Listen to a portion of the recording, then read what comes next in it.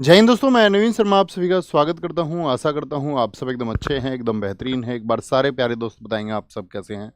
उम्मीद करेंगे बहुत अच्छे होंगे, बहुत शानदार होंगे, बहुत अच्छे से अपनी पढ़ाई को कर रहे होंगे। आप लोग जानते हैं बिना ब्रेक के हर रोज़ हमारी क्लास है, ठीक है। चाहे संडे हो चाहे मंडे हो, तो संडे को भी आपको कष्ट झेलना पड़ेगा, क्योंकि यदि आपको अपने सच पूरे करने हैं, तो आपको अपने सपने पूरे करने हैं, तो वो सच में पूरे करने हैं तो मेहनत करनी पड़ेगी और अतिरिक्त मेहनत करनी पड़ेगी, क्योंकि हमारे पास समय कम है। अंजलि चौहान, मासूम, शिवम, गौरव, तनिष, आकांक्षा, नितिन शर्मा, मनीष, चमन कुमार, तरुण पांचाल, अनिल प्रजापति, सारे प्यारे साथियों का बहुत स्वागत है। तो आप इस मेहनत के लिए तैयार हैं। लगभग आधी जर्नी पर हम पहुंच चुके हैं, ठीक है। बहुत सारे बच्चे रविवार में रेस्ट पर हो जाते हैं कि संडे है, छुट्टी है।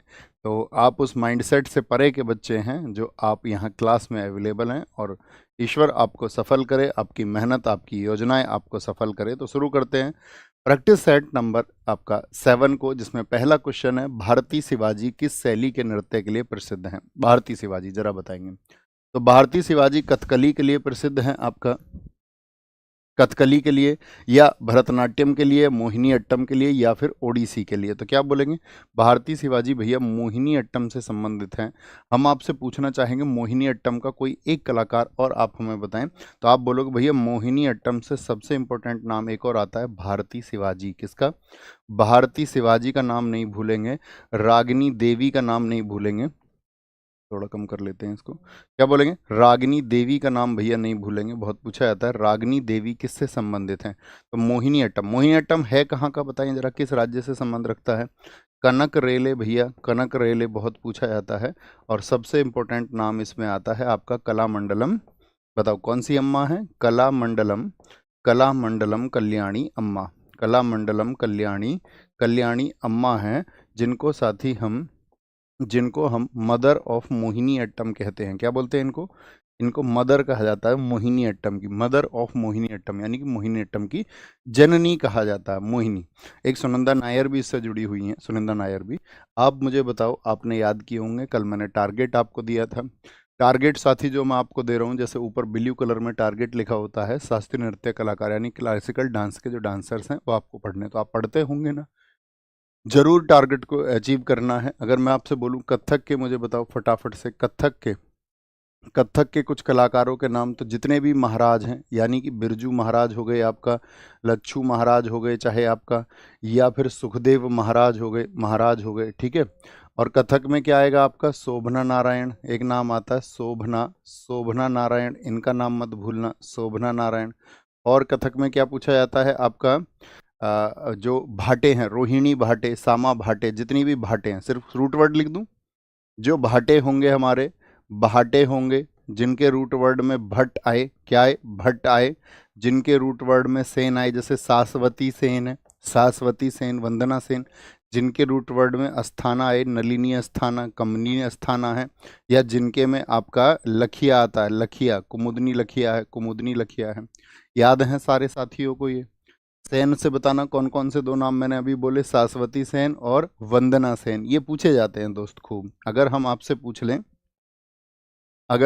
पूछ लें एक नृत्य और आपका, मुझे बताओ सत्रिया के कुछ नाम बताओ, रूट वर्ड कौन कौन से बता रखे थे सत्रिया के? तो सत्रिया में क्या आता है? प्रदीप चलीहा, बहुत इंपॉर्टेंट नाम है प्रदीप चलीहा। हम कहते हैं सत्र अभी चल रहा है ना, जो आपका शीतकालीन सत्र है, क्या बोलेंगे?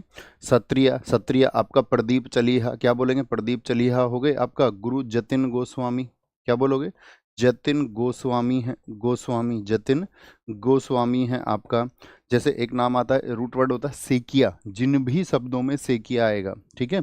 सेकिया, मुझे बताओ किन किन शब्दों में आपने पढ़ा है ये सेकिया रूट वर्ड? तो सेकिया आप बोलेंगे भैया मुकुंद सेकिया हैं और गोविंद सेकिया हैं। बार बयान आता था, बार बयान, भाई संसद का सत्र चलता है तो बार बार बयान आते हैं।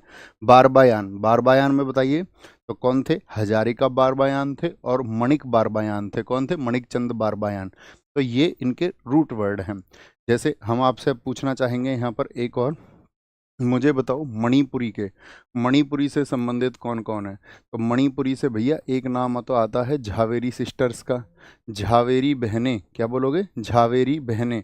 तो झावेरी बहनें जो जुड़ी हुई हैं, आपको याद होगा झावेरी बहनों के नाम है दर्शना, नैना, रंजना और सुवर्णा। दर्शना, नैना, रंजना और सुवर्णा, ये चारों। इनके गुरु कौन थे बताओ?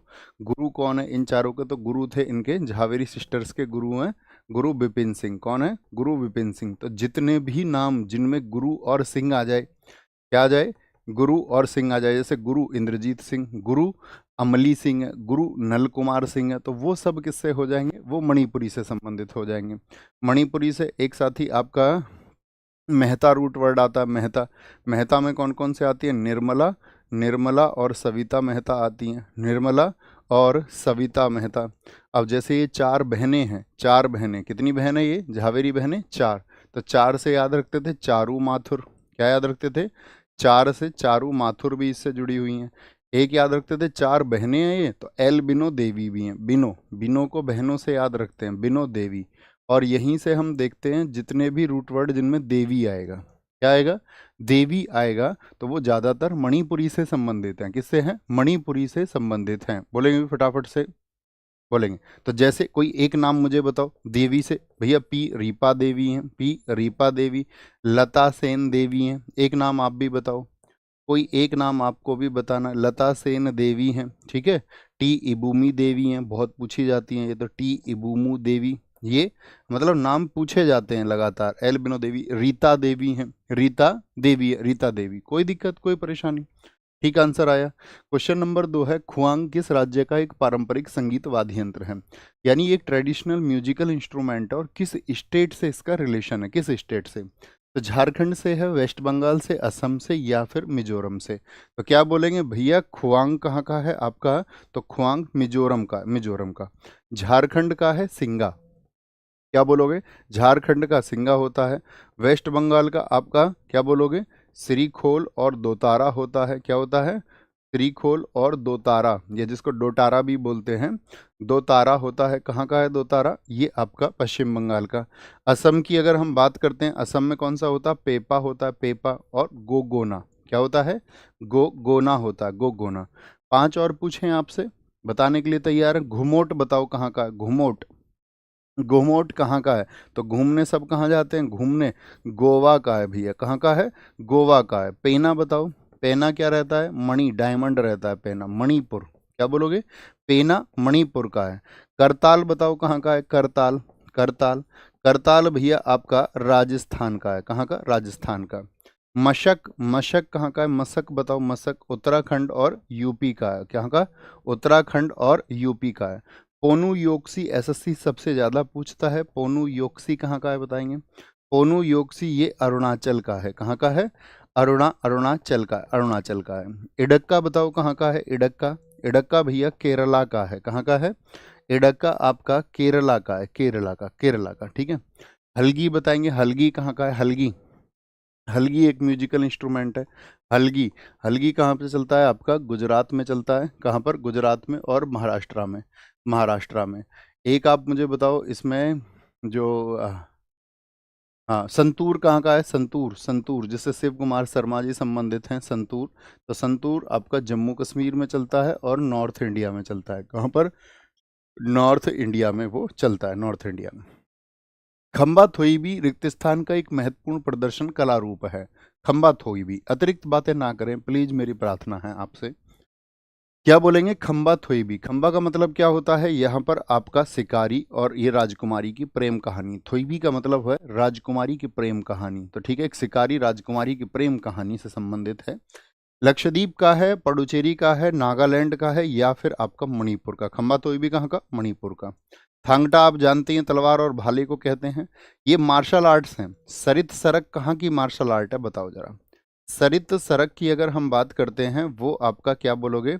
जिसको साथी आपका निशस्त्र करना होता है, सरित सरक आप सारे लोग बोलेंगे, ठीक है। सरित सरक मतलब निशस्त्र होती है। थांगटा आपका तलवार भाला होता है। सारे लोगों का आंसर आए। मणिपुर एकदम से ठीक आंसर है। ऐसे ही पूछेंगे हम आपसे, ये सब क्या है? मार्शल आर्ट है। तो मार्शल आर्ट की जननी किसको कहते हैं पहले तो ये बताओ?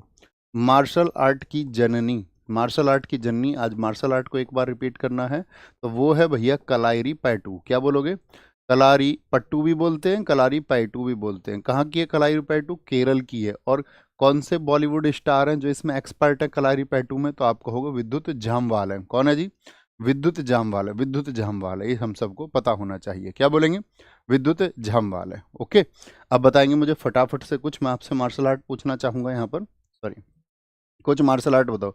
पाइका कहाँ की मार्शल आर्ट है? पाइका, पाइका कहाँ की मार्शल आर्ट है? तो पाइका कहाँ पर आपका एक डांस भी है, ये आपका उड़ीसा की, कहाँ की? उड़ीसा में होता है आपका पाइका। कहाँ पर? उड़ीसा में। आप मुझे बताओ स्काई कहाँ की मार्शल आर्ट है? स्काई, स्काई है आपका जम्मू एंड कश्मीर की। गतका बताओ, आपको बस मन मन में बोलता रहना है, जिनको याद होगा और होना चाहिए। गतका कहाँ की है? पंजाब की। देखिए, जो आपको याद हुआ करे, जिसके लिए आप श्योर हैं कि इसको तो मैं भूल ही नहीं सकता, उसको अपने नोट्स में नहीं लिखना है। आपको नोट्स में वो लिखना है जो आप अभी याद नहीं कर पा रहे हो या भूल जा रहे हो, उसको लिख लो छोटा सा और अपनी राइटिंग में लिखो, आप किसी और को समझ में आए या ना आए। ठीक है, तो अब लिख बोलना क्या है, जो यहाँ तो मैं तो बहुत कुछ लिखूंगा, आप जानते हैं, तो उसको नहीं लिखना है। ओके, बात समझ में आई? एक बार ओके लिख के भेजे जी भैया। गतका कहाँ की है? पंजाब की है। एक मुझे बताओ आप, काठी सामू कहाँ की है? काठी सामू कहाँ की है? काठी सामू, ये भैया आंध्रा की है। कहाँ की है? आंध्र प्रदेश की है। आंध्र प्रदेश की, आंध्र प्रदेश की। एक आप मुझे बताओ यहाँ पर मर्दानी कहाँ की कला है? मर्दानी, मर्दानी आपका मुंबई में, महाराष्ट्र में होती है। कहाँ पर? महाराष्ट्र में होती है। ठीक है, महाराष्ट्र में। मलखंब बताओ, वो राजकीय खेल भी है किसी राज्य का। मलखंब, मलखंब बताओ, मध्य प्रदेश में और कहाँ पर होता है? महाराष्ट्र में। लेकिन राजकीय खेल कहाँ का है? मलखंब आपका मध्य प्रदेश का है। कहाँ का है? मध्य प्रदेश का है। ये हमको पता होने चाहिए, बहुत अच्छे से पता होने चाहिए। नेक्स्ट है वॉलीबॉल और हैंडबॉल, आज आपको पढ़ने हैं। कौन सा देश है जो वॉलीबॉल नियमों का पहला आधिकारिक संकलन लेकर के आया और YMCA द्वारा प्रकाशित किया गया? YMCA द्वारा, तो वो है देश आपका अमेरिका, जिसने नियम पहली बार लेकर के आए। ठीक है, क्या बोलेंगे? और इनका यदि आपसे पूछे आविष्कारक कौन है, आविष्कारक कौन है वॉलीबॉल के नियमों का, क्या बोलेंगे? आविष्कारक कौन था? तो आविष्कारक का नाम याद रखेंगे आपका जी मॉर्गन है। कौन है? जी मॉर्गन, जी मॉर्गन। मुझे बताओ वॉलीबॉल पहली बार कब खेला गया था? वॉलीबॉल पहली बार कब खेला गया? वॉलीबॉल पहली बार खेला गया, वॉलीबॉल जो पहली बार खेला गया साथी आपका, पहली बार खेला गया 1895, 1895। क्या बोलोगे? 1895। इसमें लेंथ और ब्रेथ कितनी होती है आपका मैदान की? बताओ कितना लंबा मैदान होता है और कितना चौड़ा होता है? तो मैदान की लेंथ होती है 18 गुणा 9 मीटर। क्या बोलोगे? 18 गुणा 9 मीटर। इसमें साथी जो नेट की ऊंचाई होती है, कितनी? नेट की ऊंचाई होती है, नेट की ऊंचाई होती है, नेट की ऊंचाई होती है तो 2.43 मीटर होती है ऊंचाई। लेकिन ये किसके लिए होती है? पुरुषों के लिए होती है। महिलाओं के लिए आपको बतानी है, तो महिलाओं के लिए एकदम से क्या बोलेंगे? 2.24 मीटर, सॉरी 2.22 नहीं, 2.24 मीटर होती है। किसके लिए? ये महिलाओं के लिए होती है, महिलाओं के लिए। मुझे बताओ जो वॉलीबॉल की बॉल होती है उसका वजन क्या होता है? वजन, वॉलीबॉल की जो बॉल होती है, यानी कि बॉल का वजन कितना होगा? तो बॉल का वजन होता है 250 से लेकर के 270 ग्राम। कितना होता है भाई साहब? 250 से लेकर के 250, 250 से लेकर के 270 ग्राम के बीच में होता है। ठीक है, ओलंपिक में कब शामिल हुआ था वॉलीबॉल? बताओ, ओलंपिक में शामिल, इसमें खिलाड़ियों की संख्या बताओ, मैंने आपको बताई थी। ओलंपिक में ये कब शामिल हुआ था? तो ओलंपिक में शामिल होने की बात करें तो आप कहोगे 1964 के टोक्यो ओलंपिक से हुआ था, टोक्यो ओलंपिक से। यहीं पर आप याद रख लेना भारतीय वॉलीबॉल संघ की स्थापना कब हुई? भारतीय वॉलीबॉल वॉलीबॉल संघ की स्थापना, जो इंडियन वॉलीबॉल फेडरेशन है, उसकी स्थापना किस वर्ष में हुई थी? तो उसकी स्थापना हुई है दोस्त आपका, क्या बोलोगे? 1951 में। और इसका जो हेडक्वार्टर है भारतीय वॉलीबॉल संघ का, वो है चेन्नई में। क्या बोलोगे? चेन्नई में, चेन्नई में।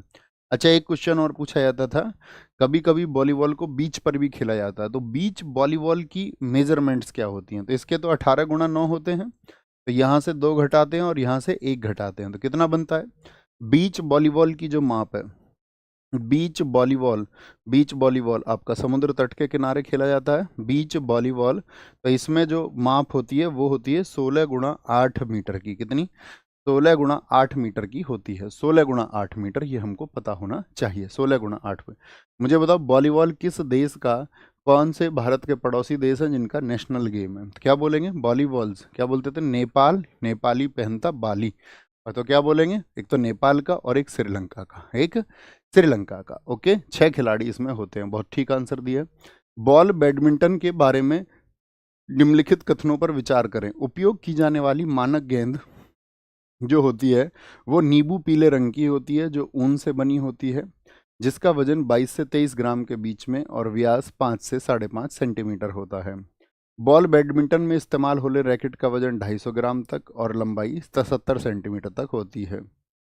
नेट 1 मीटर चौड़ा, 13.5 मीटर लंबा, 2 सेंटीमीटर वर्गाकार जाली के साथ महीन रस्सी से बना होता है और शीर्ष पर लाल टेप के साथ एक तिरंगा डिजाइन यानी कि लाल टेप सफ़ेद और नीली बॉडी के साथ में चित्रित होता है। तो इनमें से कौन कौन से कथन ठीक हैं, लिखेंगे तीनों ही स्टेटमेंट ठीक हैं। तीनों ही स्टेटमेंट बोलो भाई फटाफट से। चलो भाई, तीनों भी भैया। बहुत क्या दिखा रहे हैं, बहुत स्ट्रेस आ रहा है, माइंड को एक जगह कैसे रखें। मेरा पूरा साल बीत चुका है दोस्त, माइंड को एक जगह कैसे रखें ये बोलते हुए।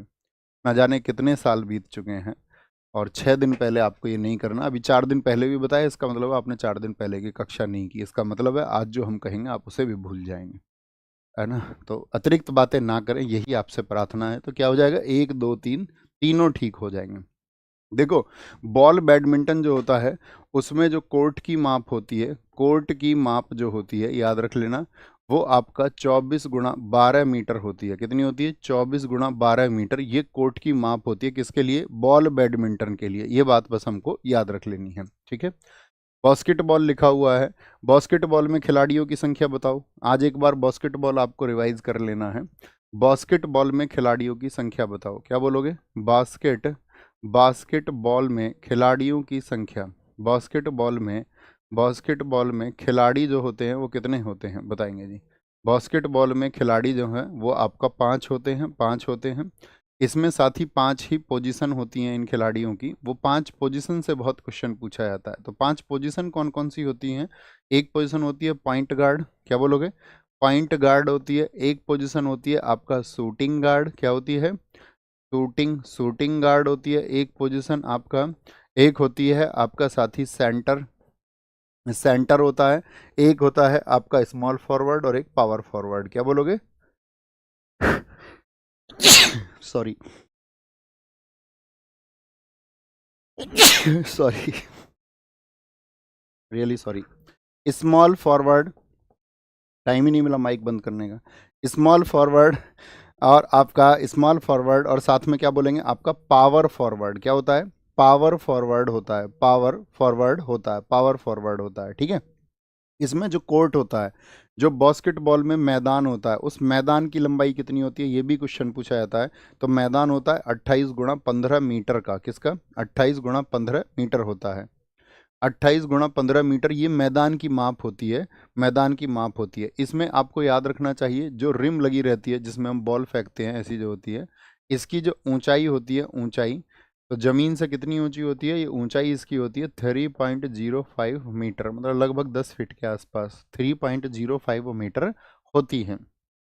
चलो, राजीव गांधी खेल रत्न पुरस्कार प्राप्त करने वाली पहली महिला हॉकी खिलाड़ी कौन है। तो पहली बात तो आप मुझे बताएं कि जो आपका खिलाड़ी हैं, जो मतलब राजीव गांधी खेल रत्न पुरस्कार है वो कब हुआ, शुरुआत कब हुई राजीव गांधी खेल रत्न पुरस्कार। अब इसको किस नाम से दिया जाता है, राजीव गांधी खेल रत्न पुरस्कार को अब जो है अब मेजर ध्यानचंद जी के नाम से दिया जाता है। मेजर ध्यानचंद खेल रत्न पुरस्कार, मेजर ध्यानचंद खेल रत्न पुरस्कार, क्या बोलेंगे, खेल रत्न पुरस्कार, क्या बोलेंगे, खेल रत्न पुरस्कार, ठीक है। 2021 में इसको किया गया। 2021 में कितनी राशि दी जाती है इसकी, राशि कितनी, प्राइज मनी कितनी होती है इसमें, 25 लाख रुपए, 25 लाख रुपए।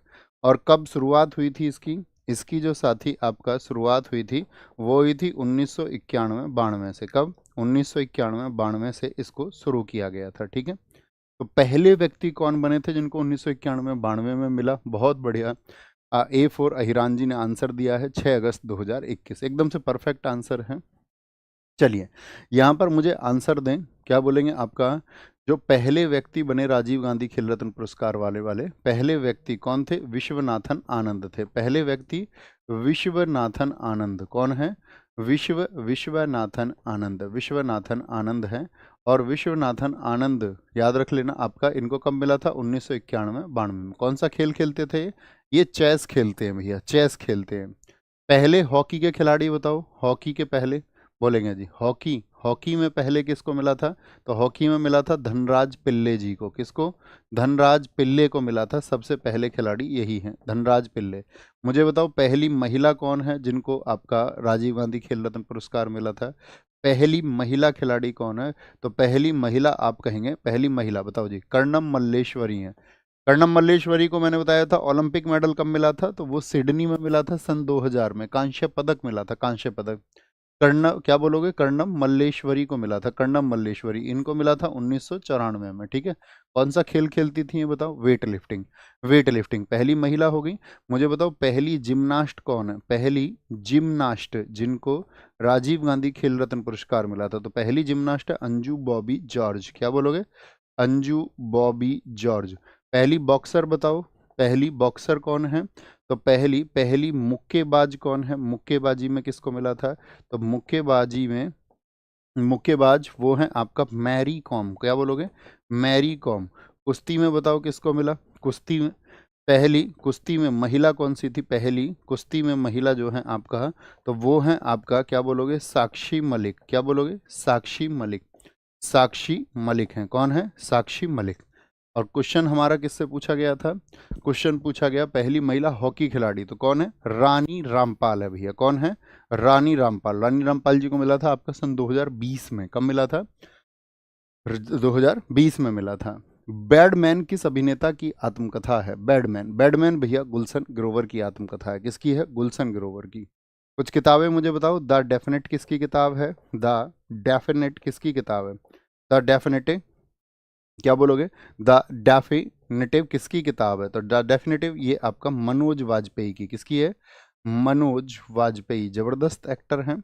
मनोज वाजपेयी की किताब है, मनोज वाजपेयी की। अब मुझे बताओ द बैचलर डैड किसकी है? क्या बोलोगे? द बैचलर, बैचलर डैड किसकी किताब है? बैचलर डैड क्या बोलोगे? तुषार कपूर। क्या बोलेंगे? तुषार कपूर की किताब है, तुषार कपूर की किताब है। ठीक है। द किस, किस ऑफ लाइफ ये किसकी है? द किस ऑफ लाइफ ये किसकी है? ये आपका क्या बोलेंगे? इमरान हाशमी की है। किसकी है? इमरान, इमरान हाशमी की, इमरान हाशमी की बुक है। ठीक है। एक मुझे बताओ आप, क्रैकिंग द कोड किसकी है? एक बार आंसर करेंगे। क्रैकिंग, क्रैकिंग द कोड किसकी है? Cracking the code, cracking the code किसकी है? Cracking, cracking the code. तो क्रैकिंग द कोड ये आपका आयुष्मान खुराना की है। क्या बोलेंगे? आयुष्मान, आयुष्मान खुराना की किताब है। किसकी है?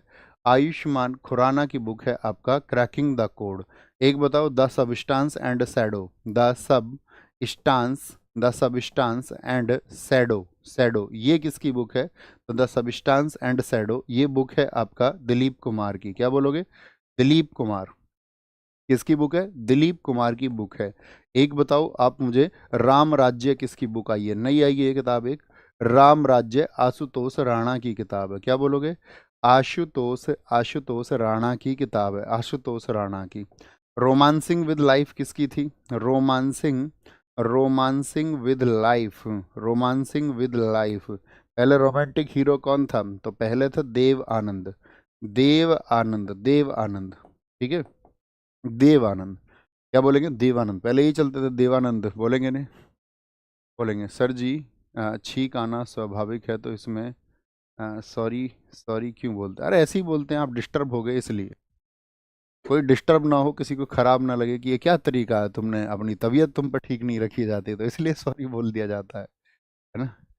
बोलो जी, ये याद रखेंगे। अभिनेत्रियों की किताब unfinished Priyanka Chopra, my life in design Gauri Khan, pregnancy bible Kareena Kapoor, the modern gurukul Sonali Bendre, the great Indian diet Shilpa Shetty, Mrs funny ones, the legends of Lakshmi Prasad. SSC इसमें इंटरेस्ट लेता है। ठीक है। क्या बोलेंगे? और एक अनफिनिश्ड, ये सबसे इंपॉर्टेंट बुक्स हैं। Welcome to paradise Twinkle Khanna, Ed find से होम ये आलिया भट्ट की किताब है। क्या बोलेंगे? बोलेंगे भाई? सारे लोग बताएंगे, सारे लोग बताएंगे, सारे लोग, सारे लोग, सब, सबका आंसर आना चाहिए। बोलेंगे? कोई दिक्कत? आगे आएंगे। बुक्स ऑफ इंग्लिश राइटर्स एक बार स्क्रीनशॉट आप ले लेंगे। एक बार स्क्रीनशॉट आप ले लेंगे, सारे लोगों का है। आगे चलेंगे। लोकसभा का पहला आम चुनाव कब हुआ था? आंसर करेंगे लोकसभा, सबसे पहले तो आंसर देंगे कि लोकसभा किस आर्टिकल में है। लोकसभा को पढ़ना है एक बार, लोकसभा से क्या क्या क्वेश्चन पूछे जाते हैं। ओके, तो लोकसभा का पहला आम चुनाव कब हुआ था? 1947 में हुआ, 1952 में हुआ था भैया लोकसभा का पहला चुनाव। मैं आपसे पूछूं इसका गठन कब हुआ था? गठन कब हुआ था, फॉर्मेशन कब हुआ? 17 अप्रैल 1952 को हुआ।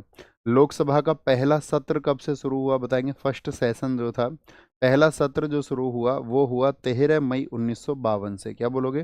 13 मई 1952 से। ठीक है, ये बात याद रख लेना। यहाँ से पूछे इसके प्रथम अध्यक्ष कौन थे? लोकसभा में एक अध्यक्ष होते हैं जिनको स्पीकर कहते हैं। हाँ जी, प्रथम अध्यक्ष कौन थे लोकसभा के? वो थे भैया जी.वी. मावलंकर। जी.वी.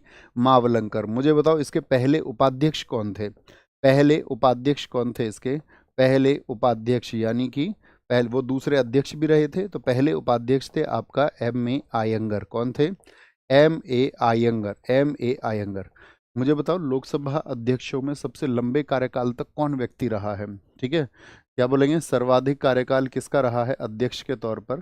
तो जो सर्वाधिक कार्यकाल रहा है वो रहा है आपका बलराम जाखड़ का। किसका? बलराम जाखड़ का रहा है, जो कि लगभग 9 वर्ष रहे थे। कितने वर्ष रहे? 9 वर्ष रहे थे। सर्वाधिक कार्यकाल इन्हीं का रहा। मुझे बताओ प्रथम महिला अध्यक्ष कौन रही लोकसभा में? प्रथम जो साथी आपका वुमेन स्पीकर रही, प्रथम महिला अध्यक्ष, वो थी मीरा कुमार। कौन थी? मीरा कुमार थी, मीरा कुमार। ठीक है, मीरा कुमार थी आपका। और दूसरी पूछें आपसे, दूसरी महिला अध्यक्ष भी रही थी, क्योंकि अब तक 2 महिला अध्यक्ष रह चुकी हैं, तो दूसरी है आपका सुमित्रा क्या बोलोगे? सुमित्रा महाजन। सुमित्रा महाजन। ठीक है, सुमित्रा महाजन। आपको याद होगा आर्टिकल 79 में क्या बताया गया है आपको, आर्टिकल 80 में क्या बताया गया है, और आर्टिकल 89 में सॉरी 81 में क्या बताया गया है। तो 79 में किसका आता है जिक्र? संसद का आता है। और 80 में किसका आ जाता है आपका? 80 में किसका जिक्र आ जाता है? तो राज्यसभा का आ जाता है। और 81 में लोकसभा का जिक्र आ जाता है।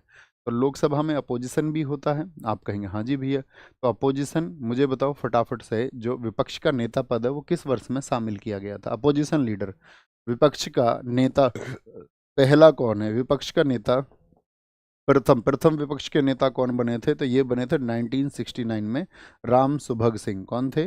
राम सुभग सिंह थे। राम सुभग सिंह। क्या बोलोगे? राम सुभग सिंह।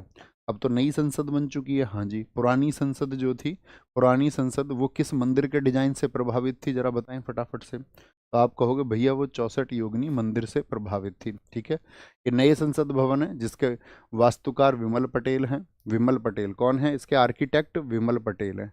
आकार कैसा है? त्रिकोणीय है। राज्यसभा सीटें बनाई गई हैं कि मैक्सिमम इतने लोग बैठ पाए। लोकसभा के लिए 888 इतनी सीटों की व्यवस्था की गई है, क्योंकि जब परिसीमन होगा तो भविष्य में ये सीटें बढ़ेंगी।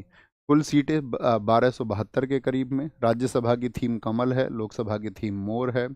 3 द्वार हैं इसमें, ज्ञान द्वार, शक्ति द्वार और कर्म द्वार। संसद भवन निर्मित क्षेत्र जो है इसका कोई नहीं पूछा जाएगा। उद्घाटन कब हुआ था ये इंपॉर्टेंट है। उद्घाटन 28 मई 2023 को क्या हुआ? इसका उद्घाटन हुआ था। 2023 को इसका उद्घाटन हुआ।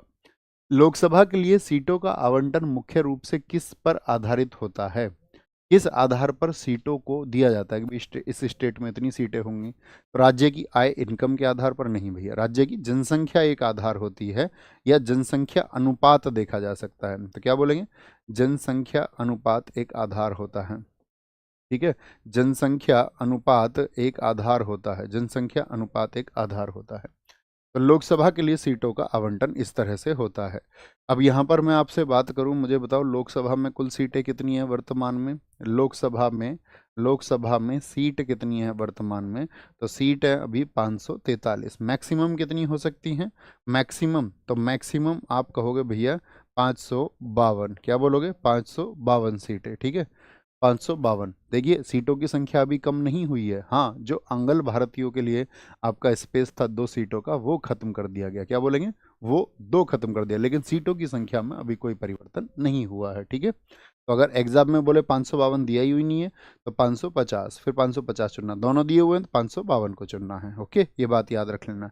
मुझे बताओ यहाँ पर लोकसभा में SC और ST के लिए कितनी रिजर्व सीट है? SC और ST के लिए तो एससी के लिए आपका 84 सीट है जो रिजर्व हैं, और एसटी के लिए आपका शेड्यूल्ड ट्राइब के लिए 47 सीट है। तो कुल मिलाकर के कितनी सीट हो गई? 8 4 12 131 सीट हो गई, 131 सीट। तो इनका प्रतिशत बहुत पूछा जाता है, ये कितना प्रतिशत हो जाती है लोकसभा का? 24.12% हो जाती हैं। मुझे बताओ कितने सत्र होते हैं लोकसभा में? कितने सत्र, सेशन जो होते हैं, तो सत्र कितने होते हैं आपका? क्या बोलोगे? संसद के सत्र बोलेंगे उनको। संसद के 3 सत्र होते हैं। और ये किस आर्टिकल में बताए गए हैं? तो संसद के 3 सत्र बताए गए हैं आर्टिकल 85 में। कौन से होते हैं? जो पहला सत्र होता है वो बोलेंगे बजट सत्र। क्या बोलेंगे? बजट सत्र होता है। एक आपका मानसून सत्र होता है, एक आपका शीतकालीन सत्र होता है। क्या बोलेंगे? शीतकालीन सत्र होता है, शीतकालीन सत्र। ठीक है। बजट में आपका फरवरी टू मई, क्या बोलोगे? फरवरी टू मई होता है। मानसून, मानसून में जुलाई टू अगस्त होता है। क्या बोलेंगे? जुलाई टू अगस्त होता है। और शीतकाल जो सत्र होता है आपका वो नवंबर से दिसंबर होता है। अभी कौन सा सत्र चल रहा है वर्तमान में? तो शीतकालीन सत्र होता है। इनकी जो आपका समय सीमा है वो आगे पीछे की जा सकती है, थोड़ा बहुत जैसा उनको सदन को ठीक लगे। ठीक है। तो किसके आधार पर होगा? जनसंख्या के आधार पर। लोकसभा की सीटें सबसे ज़्यादा किस राज्य में? ये शुरुआती 4 आपको पता ही होने चाहिए। शुरुआती 4 तो क्या बोलेंगे? यूपी में सबसे ज़्यादा 80 सीटें हैं, 80 सीटें। महाराष्ट्र में 48 सीटें आती हैं, वेस्ट बंगाल में 42, फिर बिहार में 40 आती हैं, और उसके बाद में फिर तमिलनाडु आता है 39 पर। क्योंकि इन राज्यों में जनसंख्या ज़्यादा है, इसीलिए जनसंख्या के आधार पर ये सीटें होती हैं। बाकी देख सकते हैं आप किन किन में एक एक हैं, ऐसे कितने हैं जिनमें दो दो हैं। एक बार ओवरव्यू ले लेना, कभी कभी पूछी जाती हैं। ठीक है। लोकसभा में आपका इन चारों की पूछी जाती हैं, सर्वाधिक 4, इसके अलावा कुछ याद करने की जरूरत नहीं है। ये राज्यसभा की सीटें हैं, शुरुआत के 4 देखिए जनसंख्या के आधार पर ही होती हैं। यूपी में 31 हैं, सबसे ज़्यादा वाले को तो याद रखना ही है। महाराष्ट्र में 19, तमिलनाडु में 18 और वेस्ट बंगाल में 16 होती हैं। ठीक है। आगे आते हैं लोकसभा। निम्नलिखित में से कौन सा अनुच्छेद है जो संसद में प्रयोग की जाने वाली भाषा से संबंधित है? भाई संसद में प्रयोग होने वाली भाषा से, तो आप कहेंगे आर्टिकल 120 है भैया, 120। अगर लेजिस्लेचर की बात करते, विधानमंडल में कौन सा आर्टिकल होता है? स्टेट में, ये तो हो गया संसद में, केंद्र में, राज्य में, विधानमंडल में, तो वहां पर आ जाता आर्टिकल 210 आ जाता, आर्टिकल 210 आ जाता है संसद का। अभी हमने आपको बताया था पीछे संसद के सत्र किसमें? आर्टिकल 85 में। ऐसे ही पूछा जाता है आर्टिकल 87 में क्या है? बताइए, कुछ आर्टिकल हैं। तो इसमें आता है राष्ट्रपति का जो स्पेशल एड्रेस होता है, राष्ट्रपति का अभिभाषण। दोनों सदनों को वो देते हैं अभिभाषण, कोई उनको तैयार करके देता है, वही उनको बोलना होता है, अभिभाषण होता है। ये आर्टिकल 87 में हो गया। आर्टिकल 89 में क्या है? 89 में, तो 89 में आता है राज्यसभा। जो हमारी राज्यसभा होती है उसमें आपका कौन कौन होते हैं? सभापति होते हैं, सभापति जो उसके चेयरमैन होंगे, और साथ ही आपका उपसभापति यानी कि आपका जो वाइस चेयरमैन होंगे, इनके बारे में बताया जाता है। आर्टिकल 89। आर्टिकल 93 की बात करेंगे। 93 में क्या है? लोकसभा के अध्यक्ष, जो लोकसभा में साथ ही स्पीकर होंगे, और साथ ही आपका वहाँ पर जो डिप्टी स्पीकर होंगे, डिप्टी स्पीकर होंगे, डिप्टी स्पीकर, उपाध्यक्ष। आर्टिकल 98 आप मुझे बताइए, इसमें क्या है? पार्लियामेंट सेक्रेटरिएट यानी कि संसद सचिवालय। भैया मन मन में बोलते रहते हो ना, संसद सचिवालय। आपका बोलना ज़्यादा जरूरी है, आपको आंसर मन से निकल के आना चाहिए। आर्टिकल 105 बताओ, उसमें क्या बताया गया है? आर्टिकल 105 में जितने भी संसद में सदस्य हैं उनके जो प्रिविलेजेस हैं, जो विशेष अधिकार है, संसद सदस्यों के विशेषाधिकार, क्या? प्रिविलेजेस ऑफ एमपीज, विशेषाधिकार होते हैं, विशेषाधिकार। आर्टिकल 108 में बताओ क्या बताया गया है? आर्टिकल 108 में जॉइंट मीटिंग को बताया गया है, संयुक्त बैठक। किसको? किस किस की संयुक्त बैठक? लोकसभा और राज्यसभा की। आप मुझे बताओ आर्टिकल 110 में क्या है? 110 में है मनी बिल। क्या धन विधेयक को कहाँ पर डिफाइन किया गया है? तो धन विधेयक को आर्टिकल 110 में, आर्टिकल 110 में। और वार्षिक वित्तीय विवरण जो होता है, आर्टिकल 112 में किसको बताया गया है? आर्टिकल 112 में आपका बजट को, जिसके लिए आपका क्या बताया जाता है? वार्षिक वित्तीय विवरण। आर्टिकल 117 बताओ इसमें क्या है? आर्टिकल 117 इसमें आपका फाइनेंस बिल आते हैं, किसके बारे में? वित्त विधेयक के बारे में है ये। किसके बारे में? वित्त विधेयक के बारे में है। ठीक है। कि वित्त विधेयक के बारे में क्या विशेष उपबंध किए गए हैं, क्या विशेष उपबंध किए गए हैं। ठीक है। ओके। निम्नलिखित में से कौन सा प्राधिकारी राज्यसभा में आचार समिति का गठन करता है? आचार समिति का गठन करता है, आंसर कर दे जी भैया प्लीज। क्या कह रहे हैं सर? सर मेरे शादीशुदा चाचा को दोस्त इसमें फंसा दिया है, प्लीज कुछ बताएं इसमें क्या कर सकते हैं दोस्त? आप अपील करें अपने अधिकारियों से जा करके, वहां पर बात करें, बात करें। ऐसे तो कमेंट सेक्शन में ऐसे कैसे ही इसके बारे में बात हो सकती है? मैंने सोचा कुछ पूछना चाहते हैं आप। निम्नलिखित में से कौन सा प्राधिकारी राज्यसभा में आचार समिति का गठन करता है? आचार समिति का गठन कौन करते हैं? तो राज्यसभा के जो सभापति होंगे, कौन होंगे? राज्यसभा के सभापति होंगे, ठीक है। आपको पता होना चाहिए जो संसदीय समितियां होती हैं कितने तरह की होती हैं? एक स्थायी समितियां होती हैं और अस्थायी समिति होती हैं। क्या बोलेंगे? अस्थायी समिति होते हैं, ठीक है, याद रखेंगे। यहाँ देखेंगे, एक क्वेश्चन का आंसर दे मुझे फटाफट से कि जो प्राक्कलन समिति है, एस्टिमेट्स कमेटी जिसको हम बोलते हैं, प्राक्कलन समिति, प्राक्कलन समिति, प्राक्कलन समिति की अगर हम बात करते हैं तो वो क्या है? वो सबसे बड़ी समिति है। क्या है? सबसे बड़ी समिति। आप मुझे बताओ इसमें सदस्य कितने हैं? इसमें इसमें सदस्य कितने? इसमें सदस्य हैं आपके 30। कितने सदस्य होते हैं? इसमें सदस्यों की संख्या है 30, जो कि लोकसभा से होती है, लोकसभा से होती है। इसकी स्थापना कब हुई थी? प्राक्कलन एस्टिमेट्स कमेटी की। तो ये आपका 1950 में इसका गठन हुआ था और इसके लिए सिफारिश की थी जॉन मथाई ने। जॉन मथाई ने। कभी भी पूछे कितने वर्ष के लिए, तो इसका कार्यकाल होता है 1 वर्ष, 1 वर्ष। और इसके जो अध्यक्ष होते हैं वो स्पीकर द्वारा नियुक्त होते हैं। किसके द्वारा? यानी लोकसभा का जो अध्यक्ष होगा वो उनको नियुक्त करेगा, स्पीकर द्वारा, स्पीकर द्वारा नियुक्त होते हैं, स्पीकर द्वारा नियुक्त होते हैं। आपको पता होना चाहिए इसी की जुड़वा बहन एक और समिति को कहा जाता है, बोलेंगे भी फटाफट से। इसी की जुड़वा बहन एक और समिति को कहा जाता है। वो समिति कौन सी है? उस समिति का नाम बताओ। तो वो कौन सी होती है? पब्लिक अकाउंट कमेटी, लोक, क्या बोलेंगे? लोक लेखा समिति। क्या बोलेंगे जी? लोक लेखा समिति। बताओ इसका कार्यकाल भी 1 वर्ष होता है कि नहीं होता? हाँ जी भैया। इसका गठन कब हुआ था और इसमें सदस्य बताओ? लोक लेखा समिति 1921 में इसका भी गठन हुआ, इसका भी गठन हुआ मॉर्ले मॉन्टेग्यू चैम्सफोर्ड रिपोर्ट के बाद में। और साथ ही 1921 में गठन होने के बाद में इसमें जो सदस्य होते हैं 15 तो लोकसभा से होते हैं और 7 राज्यसभा से होते हैं। 15 + 7 ये पूछे जाते हैं, लोकसभा और राज्यसभा से होते हैं लोक लेखा समिति में, ठीक है। लेकिन इसके जो अध्यक्ष होंगे वो विपक्ष का नेता होगा, अपोजिशन का जो लीडर होगा वो इसका अध्यक्ष होगा। कौन? विपक्ष के नेता होंगे, ठीक है, विपक्ष के नेता। और इसको क्या बोला जाता है? इसकी जुड़वा बहन कहा जाता है, जुड़वा बहन कहा जाता है इन दोनों को, जुड़वा बहन इन दोनों को कहा जाता है, जुड़वा बहन। बहुत बढ़िया, दिखाएं एक बार, जुड़वा बहन इसको कहा जाता है। रविंद्र चौधरी जी ने सबसे पहले इसका आंसर दिया, शबनम कुमार जी, एकदम जबरदस्त आंसर। राज्यसभा में सदस्यों का निर्वाचन होता है, राज्यसभा में सारे लोग बताएंगे राज्यसभा में सदस्यों का निर्वाचन कैसे होता है? संचयी मत पद्धति द्वारा, सापेक्ष मत पद्धति द्वारा, सूची पद्धति द्वारा, आनुपातिक प्रतिनिधित्व के आधार पर एकल संक्रमणीय मत पद्धति द्वारा। क्या बोलेंगे? एकल संक्रमणीय मत प्रतिनिधि द्वारा किसका? राज्यसभा के सदस्यों का निर्वाचन होता है। अगर मैं आपसे पूछूं राज्यसभा के बारे में एक क्वेश्चन, इसकी पहली बैठक कब हुई थी, बताएंगे? पहली बैठक राज्यसभा की, जैसे मैंने अभी आपको लोकसभा बताया, तो इसकी पहली बैठक हुई थी 13 मई 1952 को। क्या बोलोगे? 1952 को, ठीक है, 1952 को।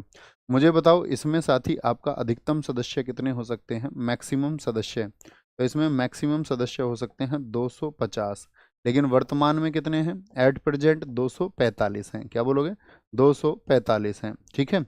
और राष्ट्रपति इसमें 12 व्यक्तियों का क्या कर सकते हैं? मनोनीत कर सकते हैं। नहीं, ये बात आर्टिकल 80 के कौन से भाग में की गई है? मेरी बात ध्यान से सुने।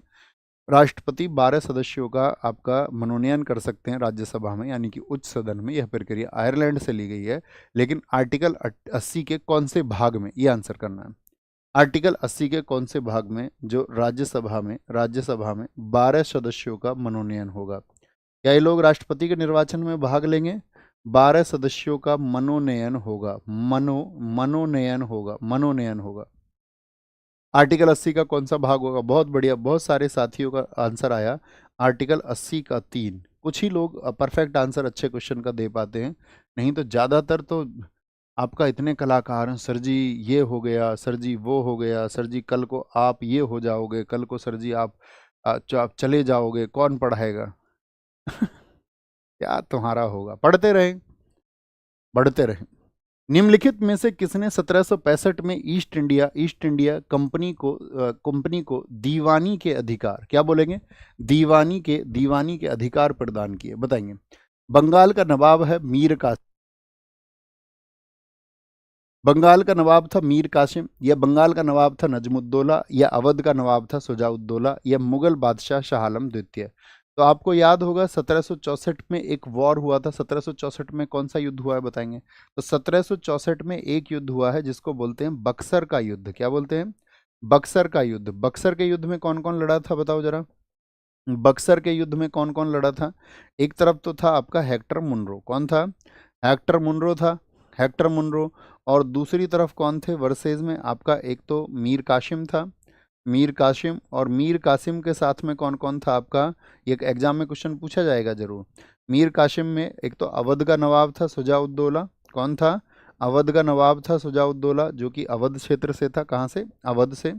और एक था आपका मुगल सम्राट, कौन, मुगल सम्राट कौन था, शाह आलम, शाह आलम, जो कि 1760 से 1806 तक गद्दी पर रहा था। तो ये इसके खिलाफ एक युद्ध हो जाता है। इस युद्ध में क्या होता है, हेक्टर मुनरो की जीत होती है, यानी ईस्ट इंडिया कंपनी की विजय होती है। तब वो मुगल बादशाह शाह आलम द्वितीय से क्या लेते हैं, आपका ईस्ट इंडिया कंपनी दीवानी के अधिकार। किस संधि के द्वारा, यहाँ पर संधि कौन सी हुई थी, तो यहाँ पर जो संधि हुई थी उनको हम बोलते हैं इलाहाबाद की संधि। कौन सी, इलाहाबाद की संधि। और ये जो शाह आलम के साथ में हुई थी, ये आपका दूसरी संधि हुई थी। कौन सी हुई थी, दूसरी संधि हुई थी, यानी कि 16 अगस्त 1765 को ये संधि हुई थी। 16 अगस्त 1765 को। पहली जो आपका साथी याद रख लेना, जो पहली संधि हुई थी, पहली वो कब हुई थी, तो पहली हुई थी आपका 12 अगस्त 1765 को, 12 अगस्त 1765 को, ठीक है, 1765 को। इसमें क्या मिला था, बंगाल बिहार उड़ीसा इन सब की दीवानी भी ले ली गई थी। किस किस की, बंगाल बिहार उड़ीसा, बंगाल बिहार और आपका उड़ीसा इन सब की दीवानी भी ले ली गई थी, ले ली गई थी, ठीक है, याद रखेंगे, कोई दिक्कत। किस किस के बीच में ये संधि हुई थी, किस किस के बीच में ये संधि हुई थी। अच्छा, प्लासी के युद्ध की डेट बताओ, प्लासी का युद्ध कब हुआ था, प्लासी का युद्ध, सबको आंसर करना है। तो अंग्रेजी राज के शासन की शुरुआत कहा जाता है 23 जून 1757 के इस युद्ध को। इसमें एक तरफ रॉबर्ट क्लाइव था और दूसरी तरफ कौन था, इसमें दूसरी तरफ कौन था, तो एक तरफ तो था इसमें रॉबर्ट क्लाइव, और क्लाइव वर्सेज सिराजुद्दौला। क्या बोलेंगे, सिराजुद्दौला को ऊंट पर बैठकर भागना पड़ा था, किस पर बैठकर, ऊंट पर बैठकर भागना पड़ा था, ठीक है, 23 जून 1757। इसमें क्लाइव जी था। अंग्रेजी राज के शासन की शुरुआत किसको कहा जाता है, क्या बोलेंगे, ये प्लासी के युद्ध को कहा जाता है। और आपका अंग्रेजी राज की स्थापना का जो कारण है कि अंग्रेजी राज एकदम से स्थापित हो गया, वो बक्सर के युद्ध को कहा जाता है। सीजीएल हर बार पूछता है, प्रीलिम्स में मेंस में दोनों में रिपीट होता है। इसी तरह से आपका एसएससी के हर सेगमेंट में। निम्नलिखित में से किस मुगल सम्राट ने राजा राम मोहन राय को अपने दूत के रूप में लंदन भेजा था, तो वो कौन है, अकबर सेकंड है, कौन है, अकबर सेकंड है। ये शाह आलम द्वितीय का बेटा था, ये नहीं पूछा जाएगा आपसे कभी भी, शाह आलम द्वितीय का बेटा था, याद रख लेना। इसने ही क्या दी आपका, इसने ही उपाधि क्या दी थी राजा राम मोहन राय को, इसने ही राजा टाइटल दिया था, राजा की उपाधि, राजा उपाधि दी थी। बताओ वो किस वर्ष में, किस वर्ष में भेजे थे, तो अकबर द्वितीय ने इनको भेजा था 1830 में भेजा, 1830 में भेजा था, 1830 में भेजा था, क्योंकि उनकी पेंशन जो है वो अंग्रेजों ने बंद कर दी थी। तो इसके बाद में मुझे बताओ, राजा राम मोहन राय जी की को किस प्रथा के खत्म के लिए जाना जाता है, राजा राम मोहन राय, इनको मॉर्निंग स्टार ऑफ इंडिया बोलते हैं, यानी कि 1772 में जन्मे, 1833 में।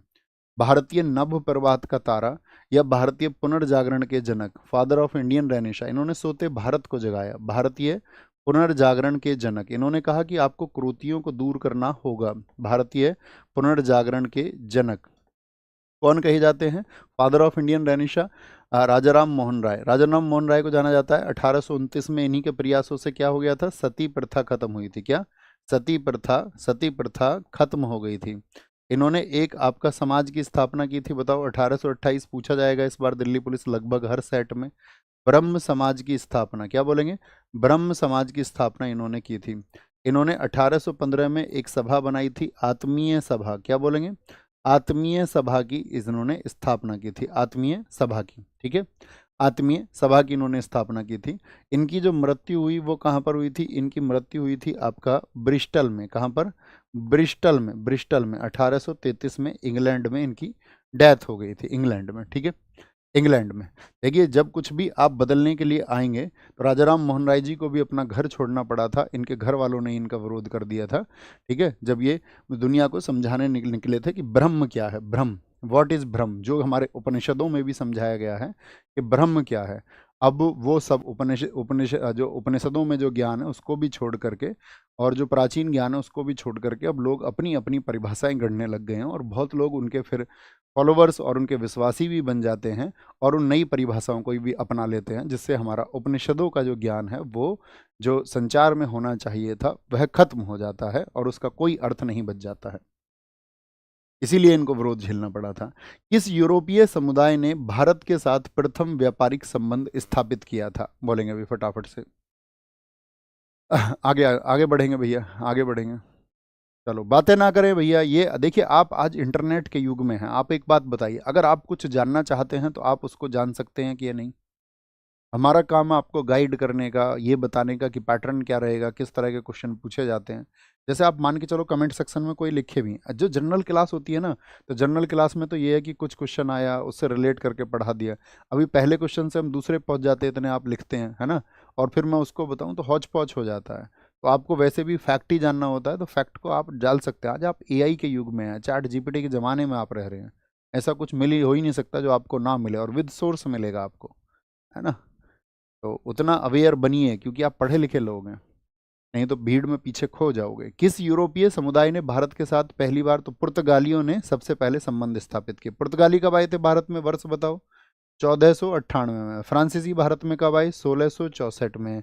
डच डच आपका 1602 में। डच कहाँ से आए थे, किस देश से आए थे? हॉलैंड से, जिसको अब नीदरलैंड कहा था।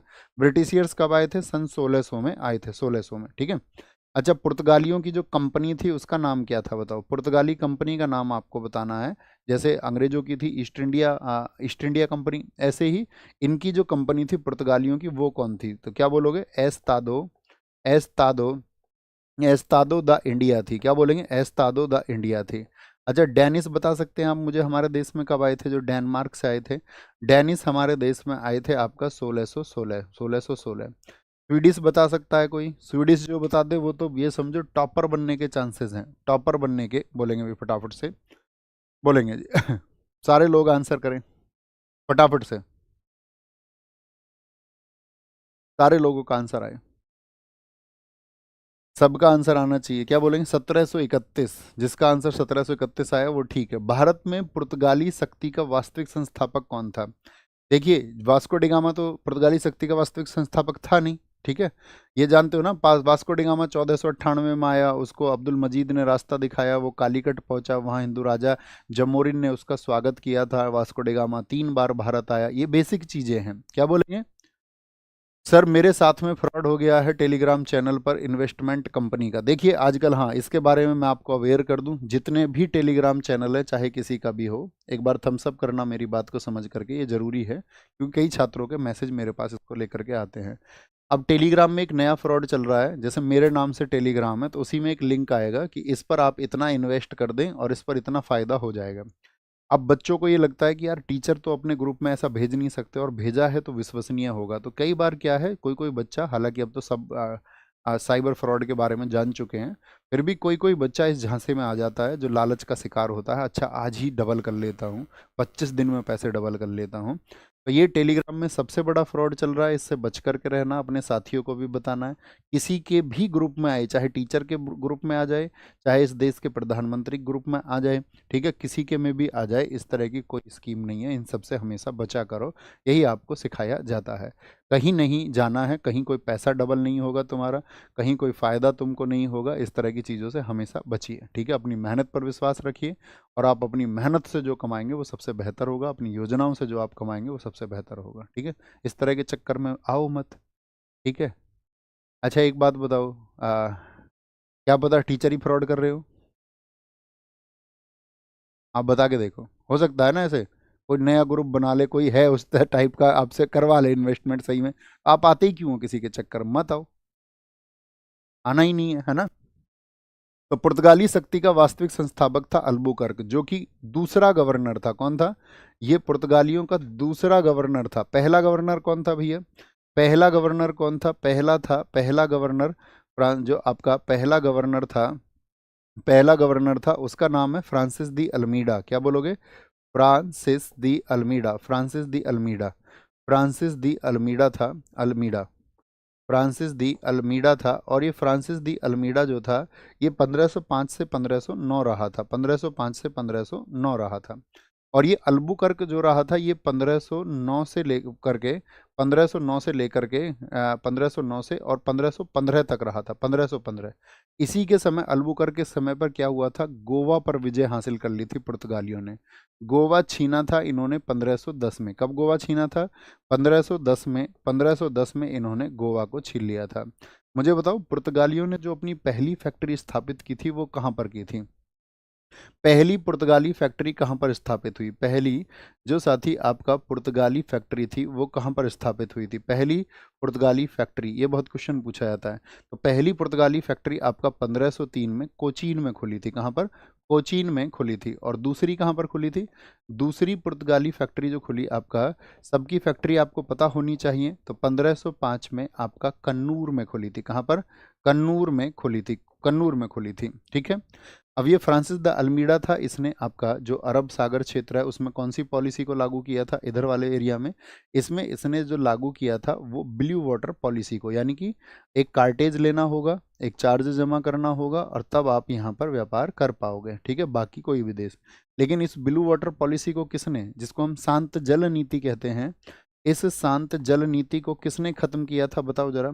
इस शांत जल नीति को दूसरे गवर्नर अल्बुकर्क ने क्या कर दिया था? खत्म कर दिया था।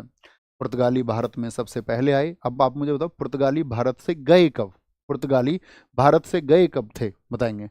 तो पुर्तगाली जो भारत से गए, पुर्तगाली सबसे पहले आए और सबसे बाद में गए। पुर्तगाली गए हैं भारत से 1961 में। क्या बोलोगे? 1961 में सबसे बाद में गोवा से गए और इनसे गोवा को मुक्त कराने के लिए कौन सा हुआ था? ऑपरेशन विजय। ऑपरेशन विजय के द्वारा ये यहाँ से फिर भेजे गए थे, भगाए गए थे, ये समझ लो। ठीक है, नेक्स्ट। निम्न में से कौन सी अवध के नवाब की प्रथम राजधानी थी? अवध, अवध में नवाब हुए आपको पता होगा। ठीक है, बहुत सारे स्वतंत्र राज्य भारत में बने थे। जैसे कि अगर हम आपसे बात करें, जो अवध है उसके संस्थापक कौन थे? अवध के संस्थापक कौन थे? अवध के फाउंडर कौन थे? अवध के फाउंडर, तो संस्थापक थे बुरहान उल मुल्क। कौन? बुरहान उल मुल्क, बुरहान उल मुल्क। और बुरहान उल मुल्क के बाद में आपका जो आया था गद्दी पर वो आया था आपका सफदर जंग। क्या बोलोगे? सफदर जंग आया था। और इसी के समय से इनको नवाब या फिर वजीर कहा जाने लगा था, वजीर कहा जाने लगा था। ठीक है। तो क्या था आपका अवध के नवाब की पहली राजधानी? फैजाबाद थी। लेकिन फिर बाद में इन्होंने फैजाबाद से राजधानी बदल ली थी, याद रख लेना।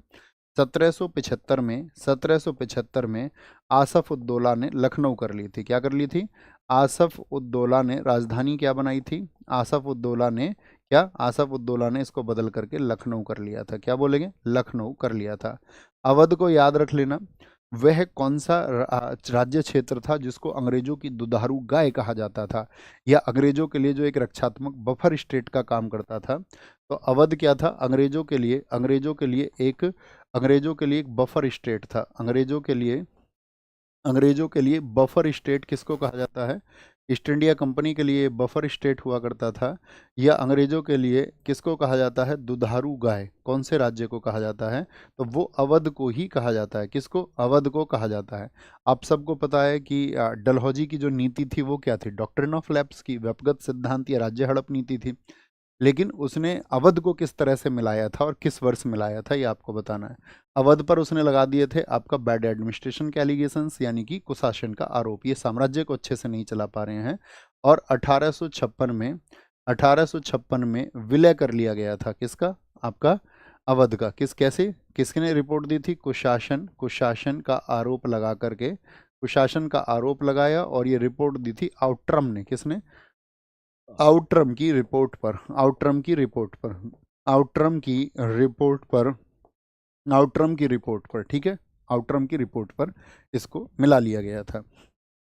निम्नलिखित में से किस गैस को सूर्य के क्रोमोस्फीयर में सर्वप्रथम खोजा गया था? सबसे पहले खोजी गई थी सूर्य में आपका हीलियम को। कब?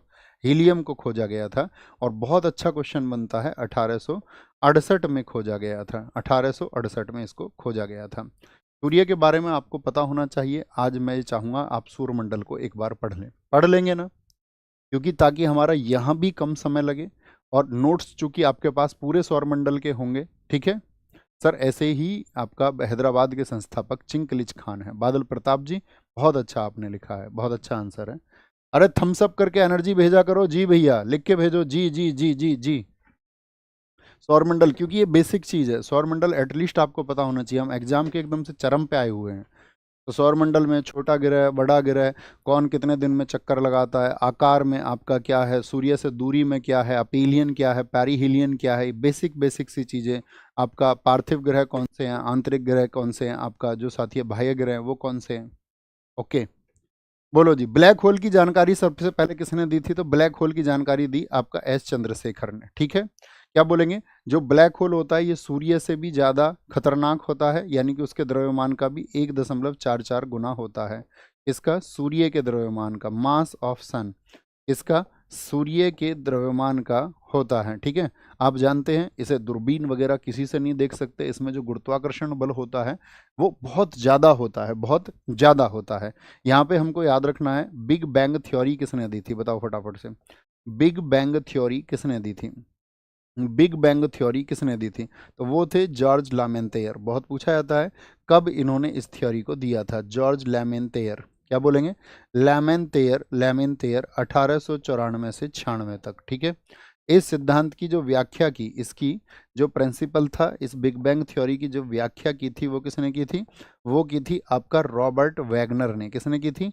रॉबर्ट वैगनर ने की थी, रॉबर्ट वैगनर ने। ठीक है, आप जानते हैं एक सुपरनोवा विस्फोट, आपने ज्योग्राफी में पढ़ा होगा। उस सुपरनोवा विस्फोट के बाद में क्या होता है? ब्लैक होल का निर्माण होता है, ब्लैक होल का निर्माण होता है। नेक्स्ट, सूर्य की परिक्रमा में कौन सा ग्रह सर्वाधिक समय लेता है? सबसे ज़्यादा जो समय लेगा वो यूरेनस लेगा, बृहस्पति लेगा, या फिर वरुण लेता है। आप जानते हैं ये हमारा सूर्य है, ये नहीं है, मतलब बना लिया है हमने। सूर्य मेरे मुंह के सामने होता तो मैं भाप बन जाता।